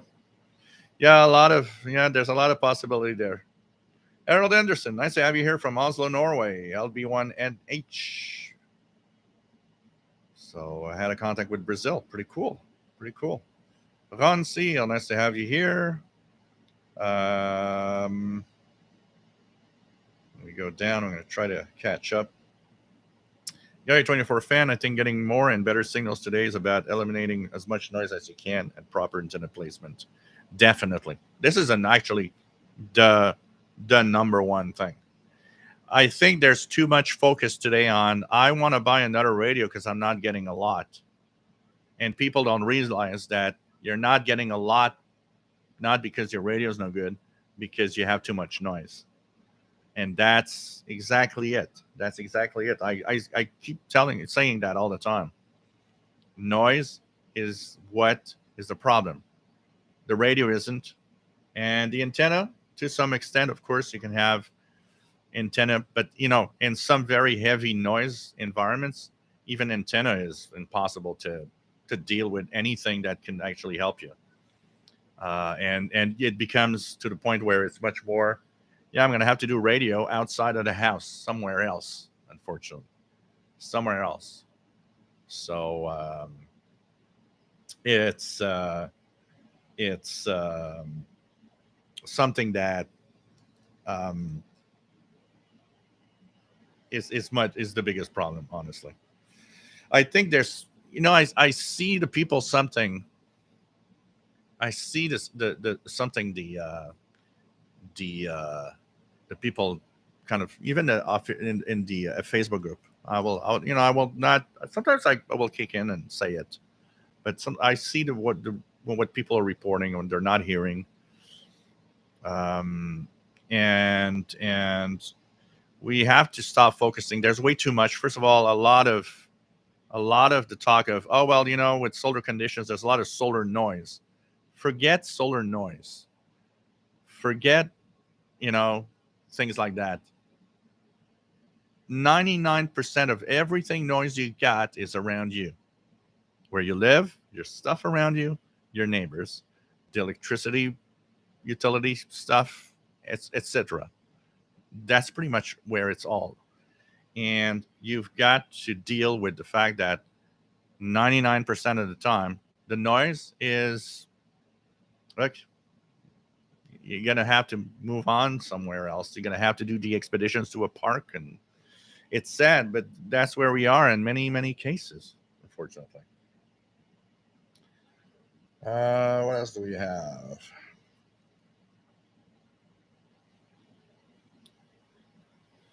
Richard Wagner. Well, personally, with SDRs today, like I got a RSPDX, which is not that expensive when you think about it compared to a desktop receiver. These radios blow any desktop receiver. Um, the um, the um, the features that SDR brings and the visuals of it are blowing away. But remember one thing that we often forget. The SDR might cost you $100, or it could be an RTL SDR V3 at $30. You're still running it on an expensive computer, so it becomes an expensive radio, in a sense. But if you already have the computer, yeah, it's not expensive.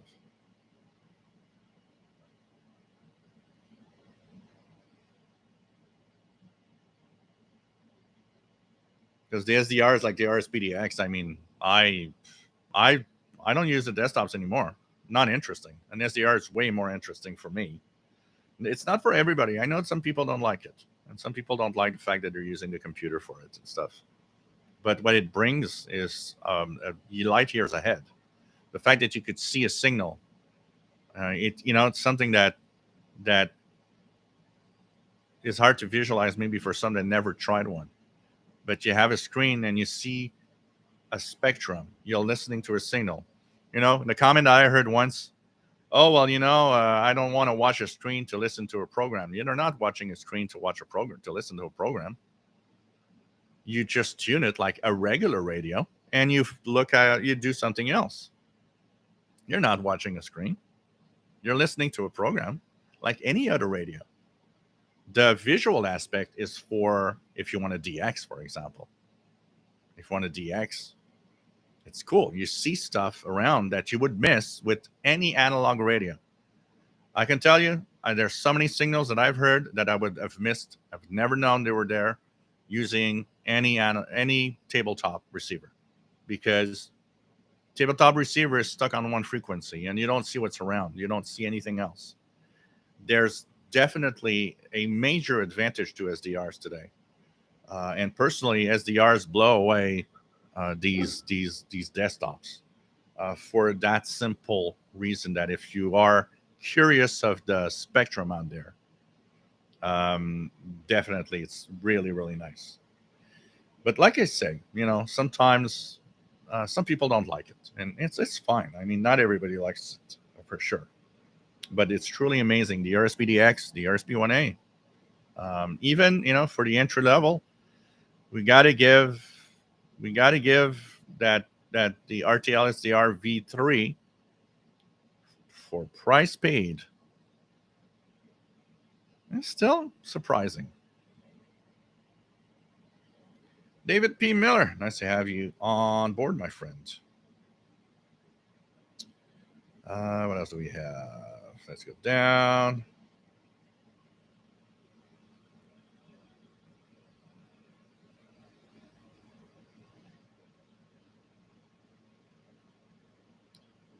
I'm still waiting for the MLE30 Plus. Richard Wagner with a RSP DX, Drake R8, PL330, and MLE30. You're in radio heaven. Cool. Neeson has EAM message on 4724. Skipway is going to be shining a Sony 2010. Darren Rogers, nice to have you here from Long Island, New York.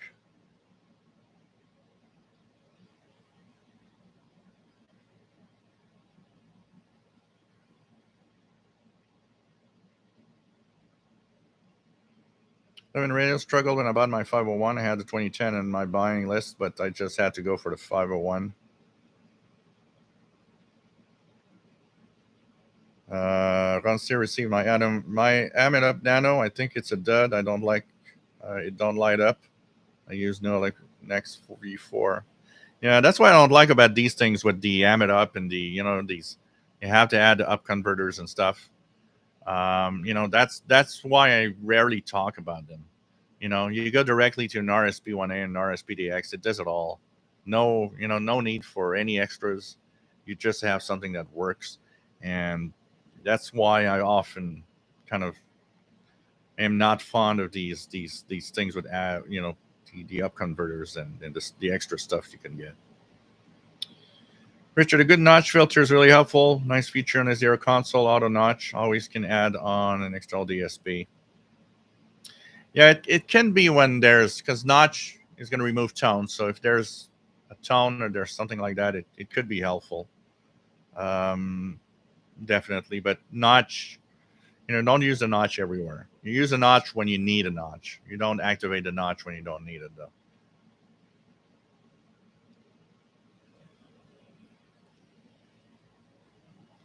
Yeah, shortwave capable car radios. They ain't much of those anymore on the markets, unfortunately. Lou Braga, nice to have you here from New York City. Oh, you measure noise floor with SER Uno. You keep the preamp gain and IF gain to a minimum. I'll do a video. I'll do a couple of videos talking about that. I think it might be worth it to do videos on that and to check out how it is, the way that it is measured. I think it's going to be a better, to have the visuals of it. It's going to be a better example. Check it out.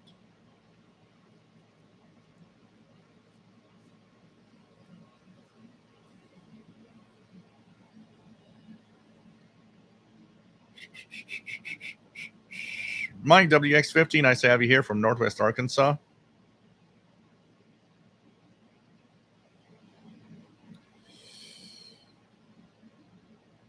GVDXer, ICOM releases 8700 in 2024. It will be one of the best radios that man ever made. Just kidding. 11 radios, Mr. Gredic G5, most out of all the radios I let go. It's a nice radio. Lord Kitchener, if you can find a Sony ICF 2010 in good repair, getting harder to find, but if you can, it will prove to be a great radio that you will surely enjoy. It's a nice radio, but honestly, for the price that I've seen them sold for, get a brand new Texan like the H501, stuff like that. Much better precision and tuning. And in my opinion, you're getting a better radio that's brand new. You've got a warranty. You've got new technology. Personal opinion again. I mean, those Sony ICFs 2010s are nice. Once again, they're 30-year-old technology, and if not 40-year-old technology almost. We got to be careful with not going too far into this is the best radio made. Yeah, it was the best portable made in 1988. It was not today. How does it compare to today's radio? Maybe not that highly compared to today. And I don't want to offend anybody. What I'm saying, when technology has passed 30 years, there's new stuff that appear today that could blow it away. Just saying. Yeah, but they're great. They're nice radios. Definitely. They are known to be good radios. Me too. If you have tabletop receivers, don't you think they are better noise rejection capability? Not at all. Not at all. Anybody thinking that those tabletops have better noise rejection? No. Those filters, first of all, are for old type of noise that today isn't what the noise we have. There's none of the tabletops, and I'm not talking about the 8600, for example, okay? Because that's a new one. It's new technology. Let's talk about having a Drake, having an ICOM from the past, a Kenwood from the past. They have no better rejection of noise at all. At all. They are in the same both. They receive the same noise, and it's as noisy as anything else. Um, they are not. They are not better at rejection of noise. Phil, too. Nice to have you here. What else do we have? Yeah, well, the 909X, the reason it has the lowest noise floor is because it's deaf. I'm not kidding. It's deaf compared to a very sensitive portable. That said, it's not necessarily a bad thing because it might actually prevent overload.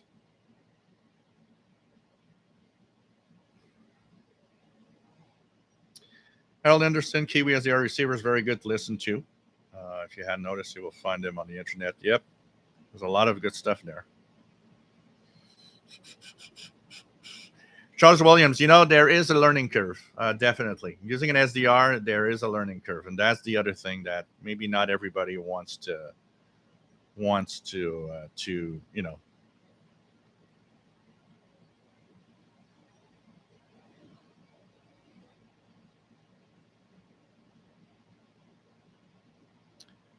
what else do we have?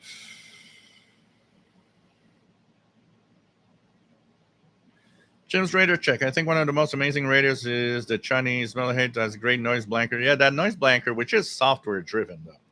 So that means any SDR, because any SDR software can do the same thing. And by the way, I want to make a series of videos on it. If you're using SDR Uno, you have to bring up the panel with the noise reduction, because the noise reduction in SDR Uno, when you start playing with it, can do amazing things.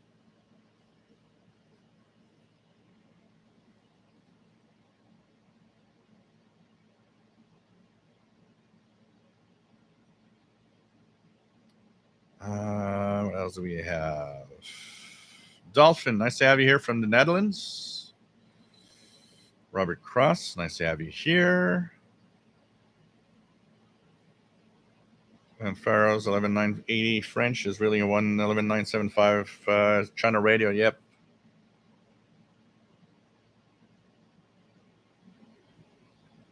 Stranger was received very well on 11980 by the HF Plus Discovery.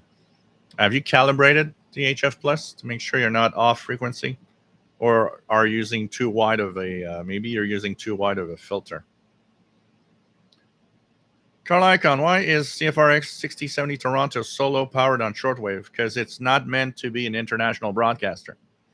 CFRX is 1 kilowatt, and it's meant for only Ontario, technically.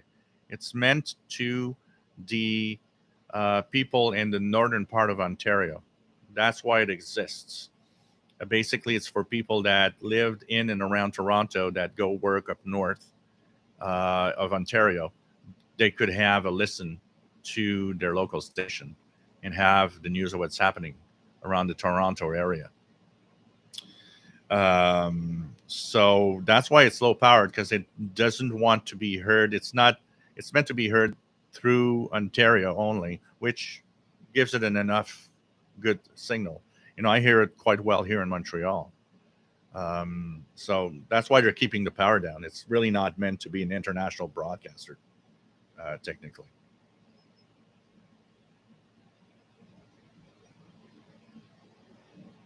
I have to take note of that. 11 radios. Granic G5, 501, and 909. I'm going to check that out. That could be nice. Granic G5. I don't think I've measured the Granic G5 against any of the Texans lately. That could be very, very nice. Dmitry, I personally think that if that all shortwave receivers, like the tools to get you on the airbands, different airplanes, no matter where you're flying. Like the tools you get on the airbands in the different airplanes, no matter what you're flying. Yeah, each radio will bring different things, that's for sure. VT Radio, Paul AA1SU, nice to have you here from Northern Vermont. Just picked up a Sony 2010, playing with it. Would like to upgrade the LED backlight, but no videos for it. Aha. Ken Lansing just tried to buy a radio on eBay, but DHL delivered it 4 provinces away. Youch. Something is weird. I try when with any courier, I try to have the standard post most of the time. I try to avoid any other companies, but when there's no choice, then it's tough. Avoid UPS. That I can say. UPS is really really bad.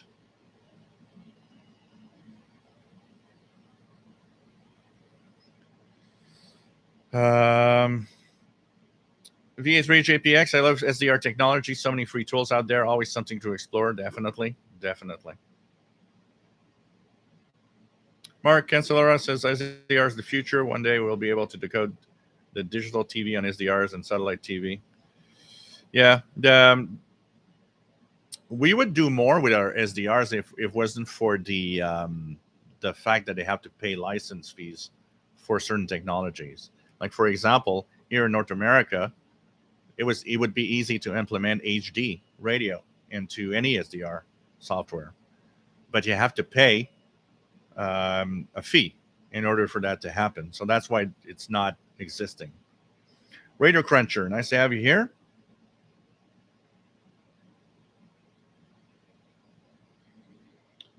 Yeah, the Sea Crane Skywave SSB. It's I'm gonna probably make a video in the next few days because it's in one of the boxes right now. The antenna is a little short, but still, I was surprised when I did. I've got the videos on the channel. A couple of years ago, I did compare both the D808, the XH data D808, and the Sea Crane Skywave SSB, and noticed that the D808 was much more sensitive on shortwave. It got more signals where the signals were weak. What else do we have? What else do we have? Alan M, nice to have you here from the UK. David in Barcelona, Spain, nice to have you here. Marvin Motts, nice to have you on board. Stuck here in Rochester with a COVID infection, enjoying your banter more than usual. Well, you gotta take care, my friend. Stay safe and listen to the show.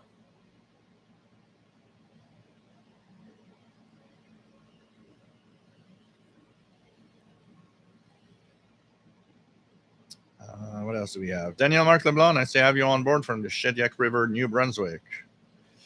Erica Trell, bonjour, hi. Nice to have you on board. Very hot here in Boston. Same in Montreal. Was listening in the car coming back from HRO in New Hampshire. Got a 2-meter 70-70 antenna for the car. Need to install it before I head on to Dayton. Cool. More radio stuff.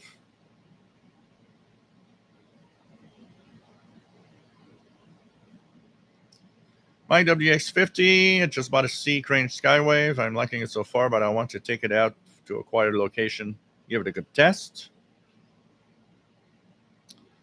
Trim Valley, Mr. Bale, recently been hearing a long, constant shortwave radar signal from likely Russia that sounds similar to the AOS version, various frequencies. Huh.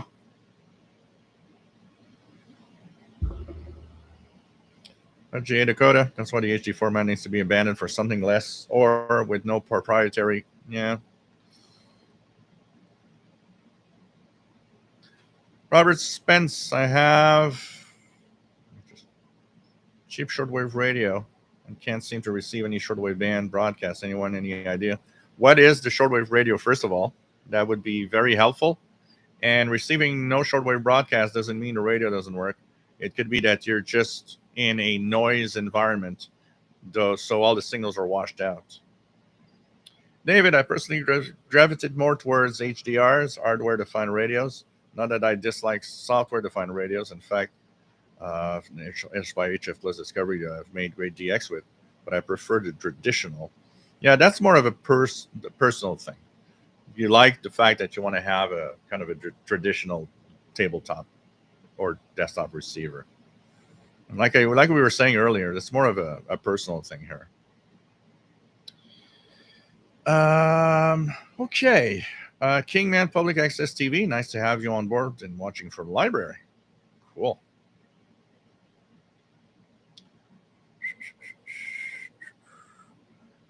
So, okay, as I'm down to chat, okay, guys, let's do this. We're going to open and check what's inside. I'm just going to put this here. The Voice of Mongolia letter. That's here. So I got this. Now, story behind it.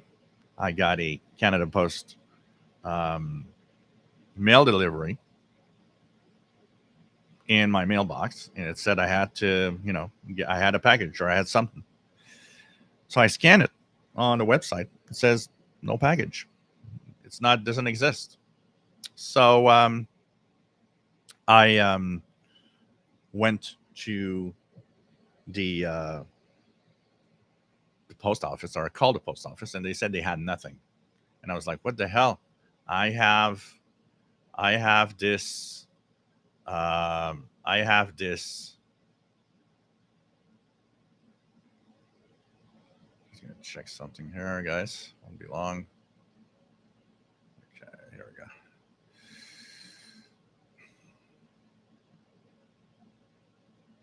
So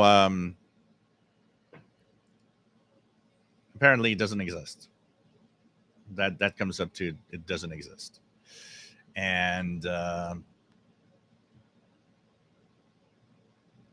so what happens is that I don't know what happens, and I'm like, I don't know why. I got this delivery card, and they say that there's no delivery or there's no package or nothing. So I wait, and about a week later, I get a second card that says, "Last notice. You've got the a package." It's like, what? They all say I got nothing. So I went there, and thankfully, the girl was not alone. There was another girl there. So she scans, and it doesn't scan. And she says, "Oh," so she says, "Well, there's nothing." And I said, "Look, I got an update saying there's something. There must be something." And so there was another girl there, and the other girl says, "Oh, look, sometimes when it doesn't scan, look at the number. It's an envelope and not a package." So she opens a drawer with the envelopes, and ta-da! I had to sign to get this Voice of Mongolia letter from the post office today. So let's open the envelope. There we go. Okay, let's see what's in here. Da-da-da-da-da. Whoa, there's a lot of stuff in here. Okay. First, a stamp. Look at that. I got a stamp. They gave me a little stamp.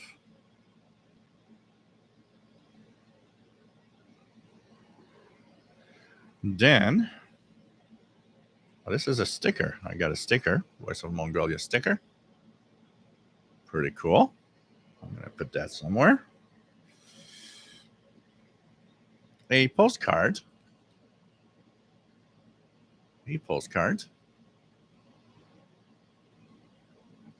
And finally, the QSL card. This is the QSL card. And at the back is the report.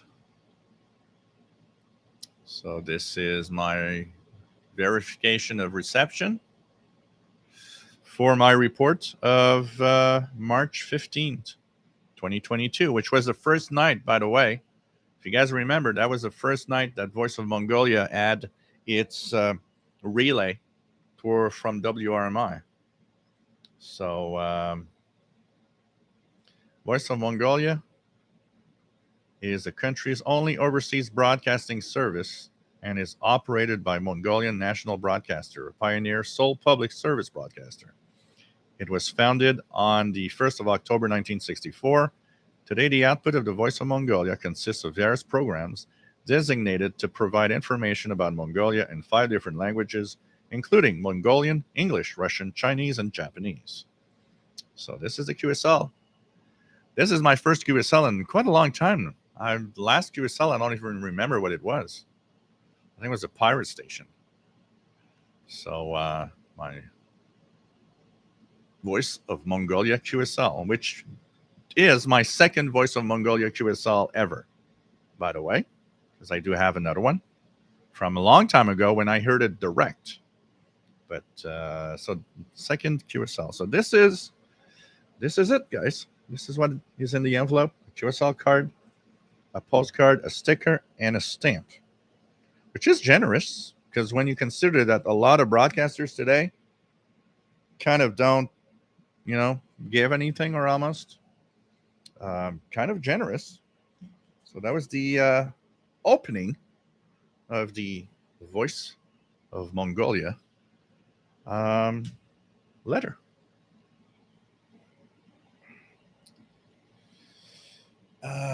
Okay, let's go back here. What do we have? What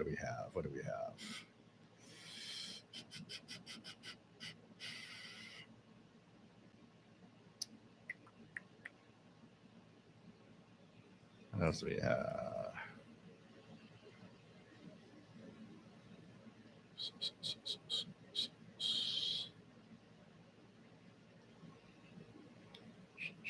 Okay.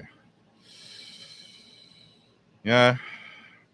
Participants, I got the cheapest Reticus V111. Yeah, that is not a good radio. Unfortunately, you'll have to upgrade to something a little more interesting because the Reticus V111 and V115 also suffer from bad internal noise, unfortunately. So that is something you're going to have a hard time with.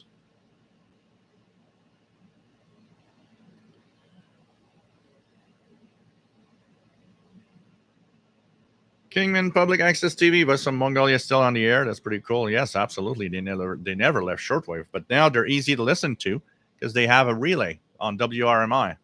They're on 5800 kilohertz from 0130 to 02 UTC from Monday to Friday, something like that. So that makes them easy to listen to in North America now.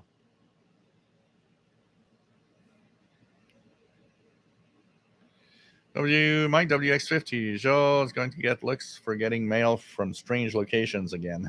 Yeah. Maybe that's why I had to sign for it at the post office.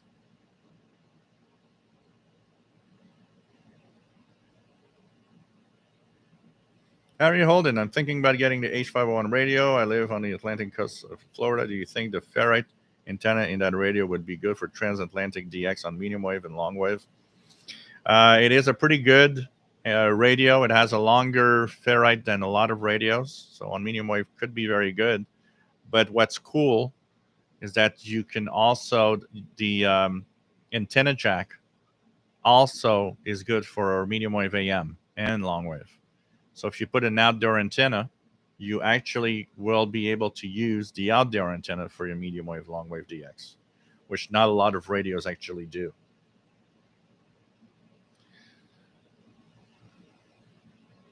Yeah, everybody loves to get QSL cards and letters from around the world.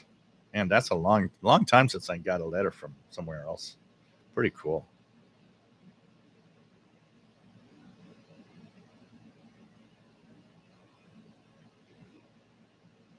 Well, 5800 is the frequency where you're going to hear it. Kingman Public Access. That's where 0130 to 02 UTC.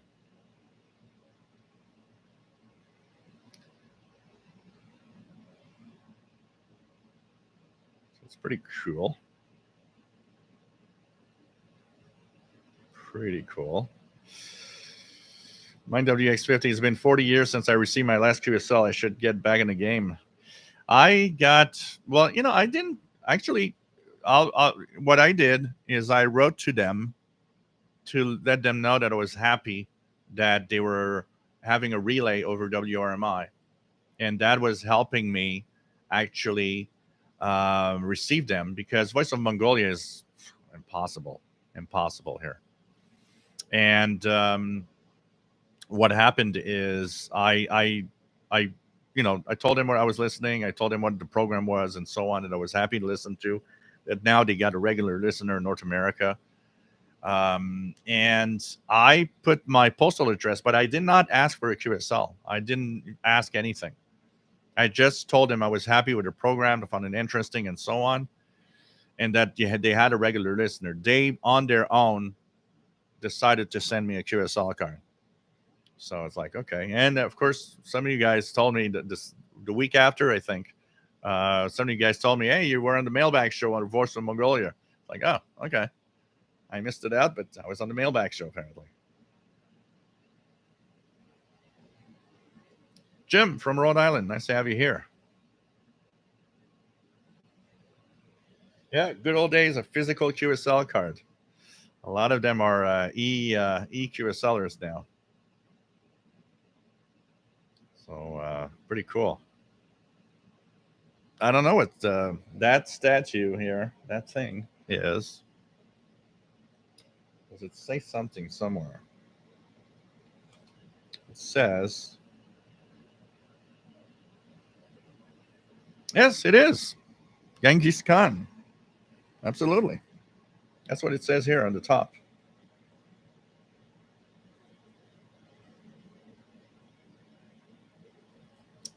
So there we go.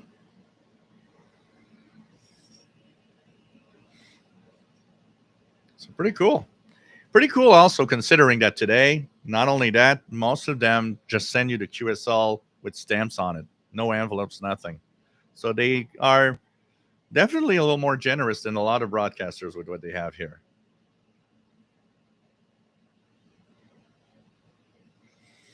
Kingman Public Access, my last two QSL cards, WWV from 25 megahertz.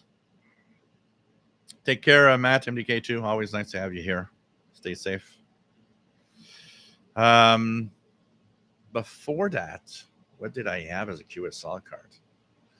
Before that, my QSL cards, the last QSL I got, I think, was a pirate. And for an international broadcaster. I think it is. I think it was WRMI. If I'm not mistaken, it was WRMI. I'm not very active in writing in and asking QSLs and stuff now, so it's kind of interesting to see that. It's pretty cool. Pretty cool. I'm still surprised that I had to go sign for it, though. It's kind of what? So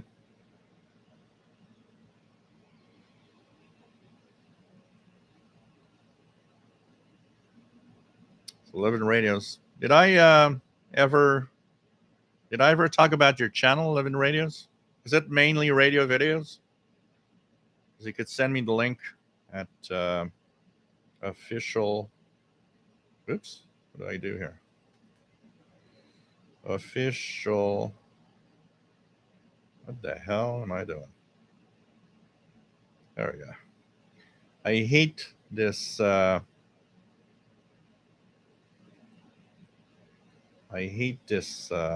Chromebook keyboard. It's so crammed. Gmail.com. So official shortwave radio at gmail.com. Send me a link to it if I haven't talked about it yet. I'll make a little video and try to get you a little more subscribers. VD Radio just answered 4 QSL cards today. I was very popular during the New England QSO party. Cool. King in the Extra, I'd like to have a QSL card of my own sometime, like from one of the FM stations. AM FM stations are hard to get any QSLs or info. They are the ones that are probably some of the hardest, because most stations today are very strapped on cash. So what happens is they don't send out a lot of stuff. But write them, email them, let them know you're listening. You got them on and you'll be surprised. You might receive QSL letters or stuff like that. If not, at least an email saying, "Oh well, thanks for listening in." You should definitely try it.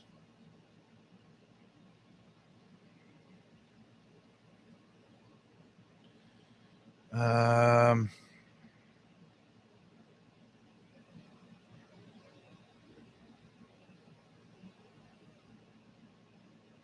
Radio Cruncher. I'm on EQSL, but not that keen. Yeah, well, I accept whatever you're going to send me. If it's an EQSL for me, it's fine.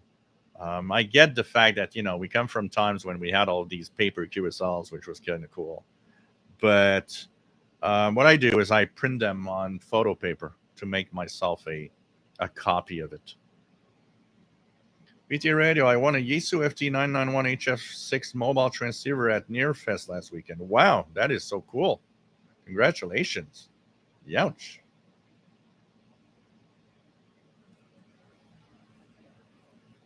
Oh, nope. Never listened to that Mongolia metal band. Should check it out. Brian Penny, nice to have you here from Cape Cod, Massachusetts. Daniel, nice to have you here. Alan M loves those QSL cards.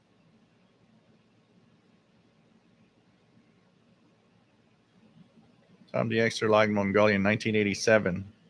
12015-9615.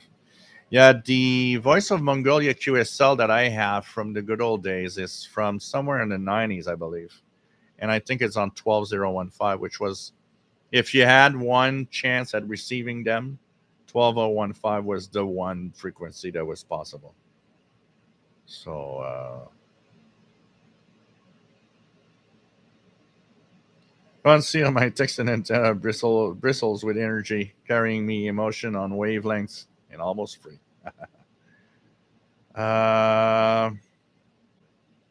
Dmitry, I want to have QSL card from you also. Yeah, we're gonna have to check that out. And by the way, we're working on something.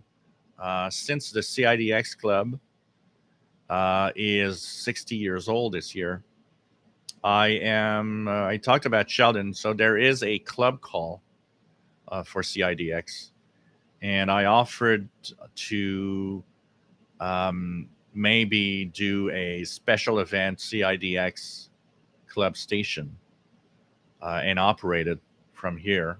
Or we had a few ideas also, maybe at the barbecue or something. And so they actually, Sheldon, the Canadian International DX Club, has already printed QSL cards. All that we would need to do is send them out. So check for that. Eventually, in some moment, not that far away from now, we will probably have a 60th anniversary special event station with the call sign of the CIDX Club. So that is something. And I need to get my QSL cards done. I need to really, really check that out and have some cards done. So I think it's going to be fun.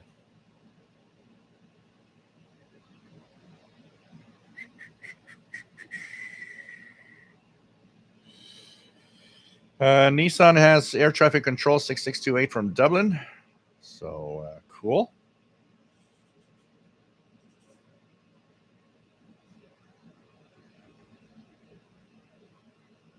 Okay, yeah, I live in radios. Remember that name.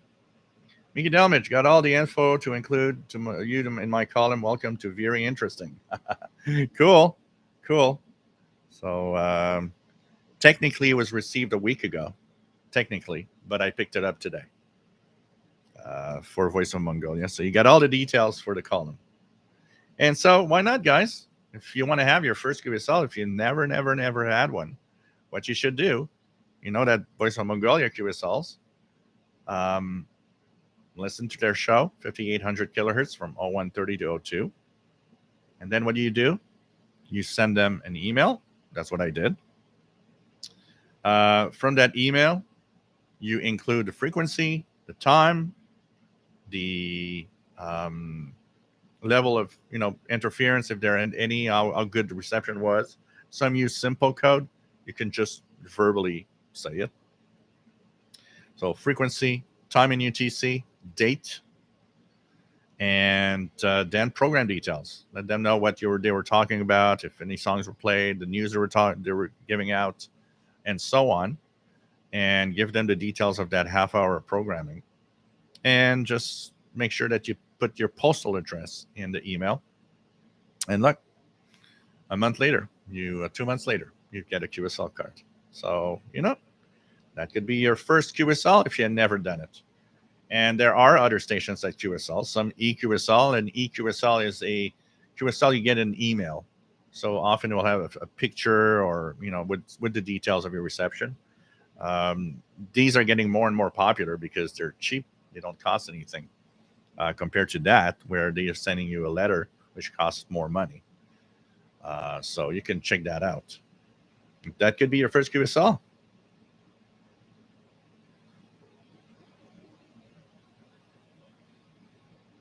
Uh, 11 radios. People can watch my videos, but Jill, you're the master.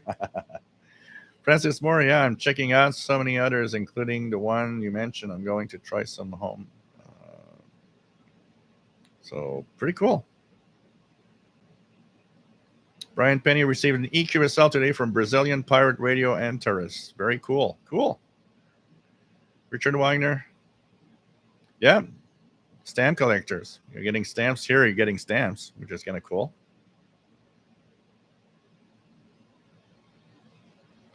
Yeah, the Tracel Sorel. Tracel. The Sorel Tracy. Hamfest. Yep, coming up.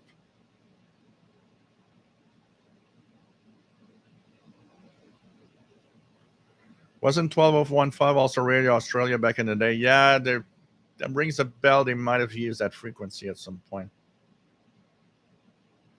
Joe Spring, remember back in the 60s, I got QSL from Radio Moscow along with some paperback books explaining communism. My dad was freaking out. Oh, man.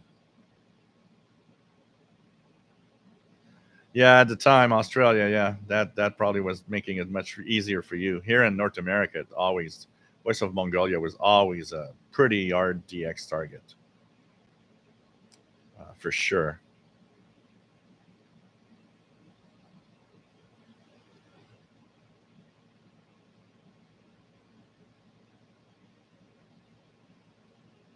You're still early in the day because propagation today. I'm going to check something here. Check a few signals. Check if we hear anything from RWM Moscow. That's a great example for me. Got quite a few signals. Remember that in summer days, and that will be something to check out in the summer days, when you are between about 10 a.m. and 3 p.m. ish, that is a dead time for shortwave. The long days and the very high absorption, that is not a good time to listen. You're better off later in the afternoon and the evening.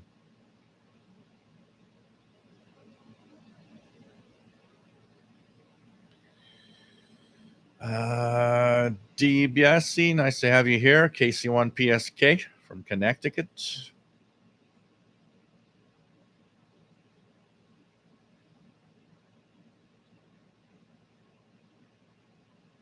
Alan, have you done any talks on pirate radio, like Radio Caroline or North Sea International? No, never really talked. I mean, we mentioned it in the passing from time to time, but we've never really spent time talking about these old broadcasts. One of the things I was thinking of on the Wednesday show or / Thursday is maybe to include soon something a little educational about some, past broadcaster or some, radio events that happened throughout time, and that could be of interest. Some kind of a little bit of history of radio, and I think the Wednesday show would be nice to have and include maybe every Wednesday include us a little something about history of radio.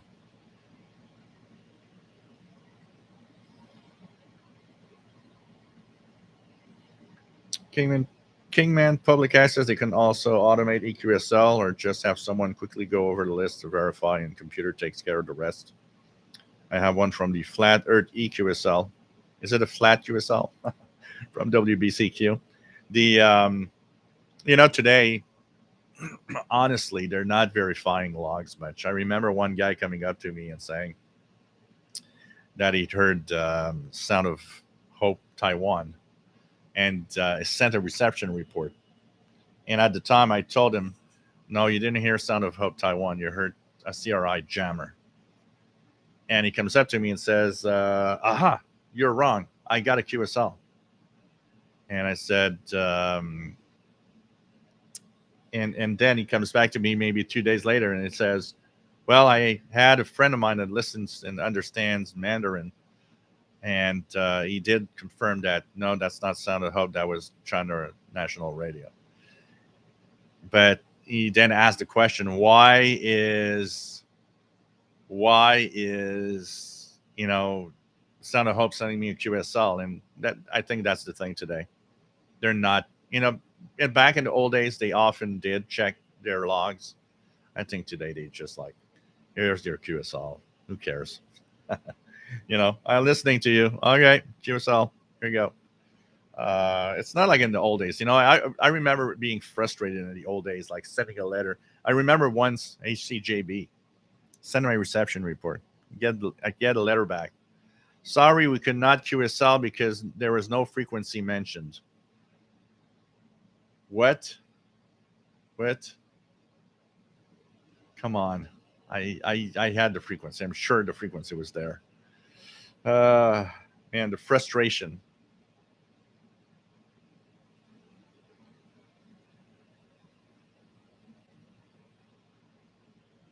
So what else do we have? RGA Dakota. My dad used to work for the post office and shrugged that maybe I might get my mail checked. I never had anything opened. In the 80s, I had a lot of envelopes that were opened when they arrived. A lot of them. When they arrived.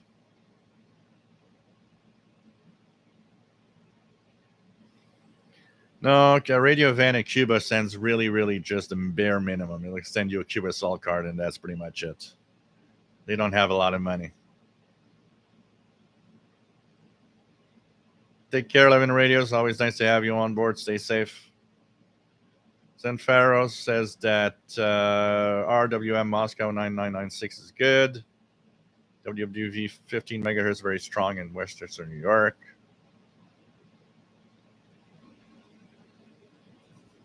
Take care, Rancio. Stay safe. Take care, VT Radio.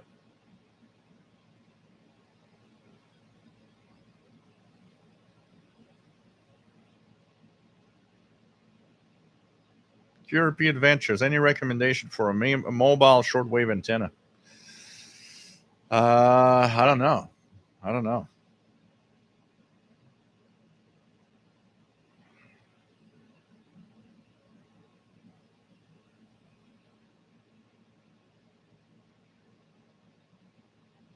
So what else? We're going to check here. So, hey guys, we've been on for 2 hours and 20 minutes. I'm going to cut it a little short tonight, a little tired. And tomorrow is open to everybody. There's of course a Zoom meeting for CIDX, but that is open to anyone, even here on the channel. So I'm going to take it easy because I'll be on camera for quite a few hours tomorrow also. We're going to probably listen to the radio tonight. So, and maybe I'll make a few videos if I start taking my radios out of the box and continue. But for now, I think we're going to go out and make a few hamburgers on the barbecue, or not sure yet. I'm thinking of several little things. So we're going to check it out. Shepherd's pie is another idea that I'm having in my head. So anyways, take care. And Abu Nasser, do you advise us with HRD 747? Please avoid. That is a crap radio. It's really a bad radio. The Hangrangda HRD 747 is really bad. So, Michael, take care. Stay safe. Sorry that you're just signing in as I'm signing out. We'll be back on Wednesday for the live show. For those of you that tomorrow are going to be on the on the uh, on the Zoom meeting, please do um, come by and say hello. We're going to talk about the shortwave radio stuff, and hope that you all enjoyed the show today, had fun, and the opening of the Voice of Mongolia uh, letter with QSL. So take care, my friends. Stay safe. Always fun to be here, and take care.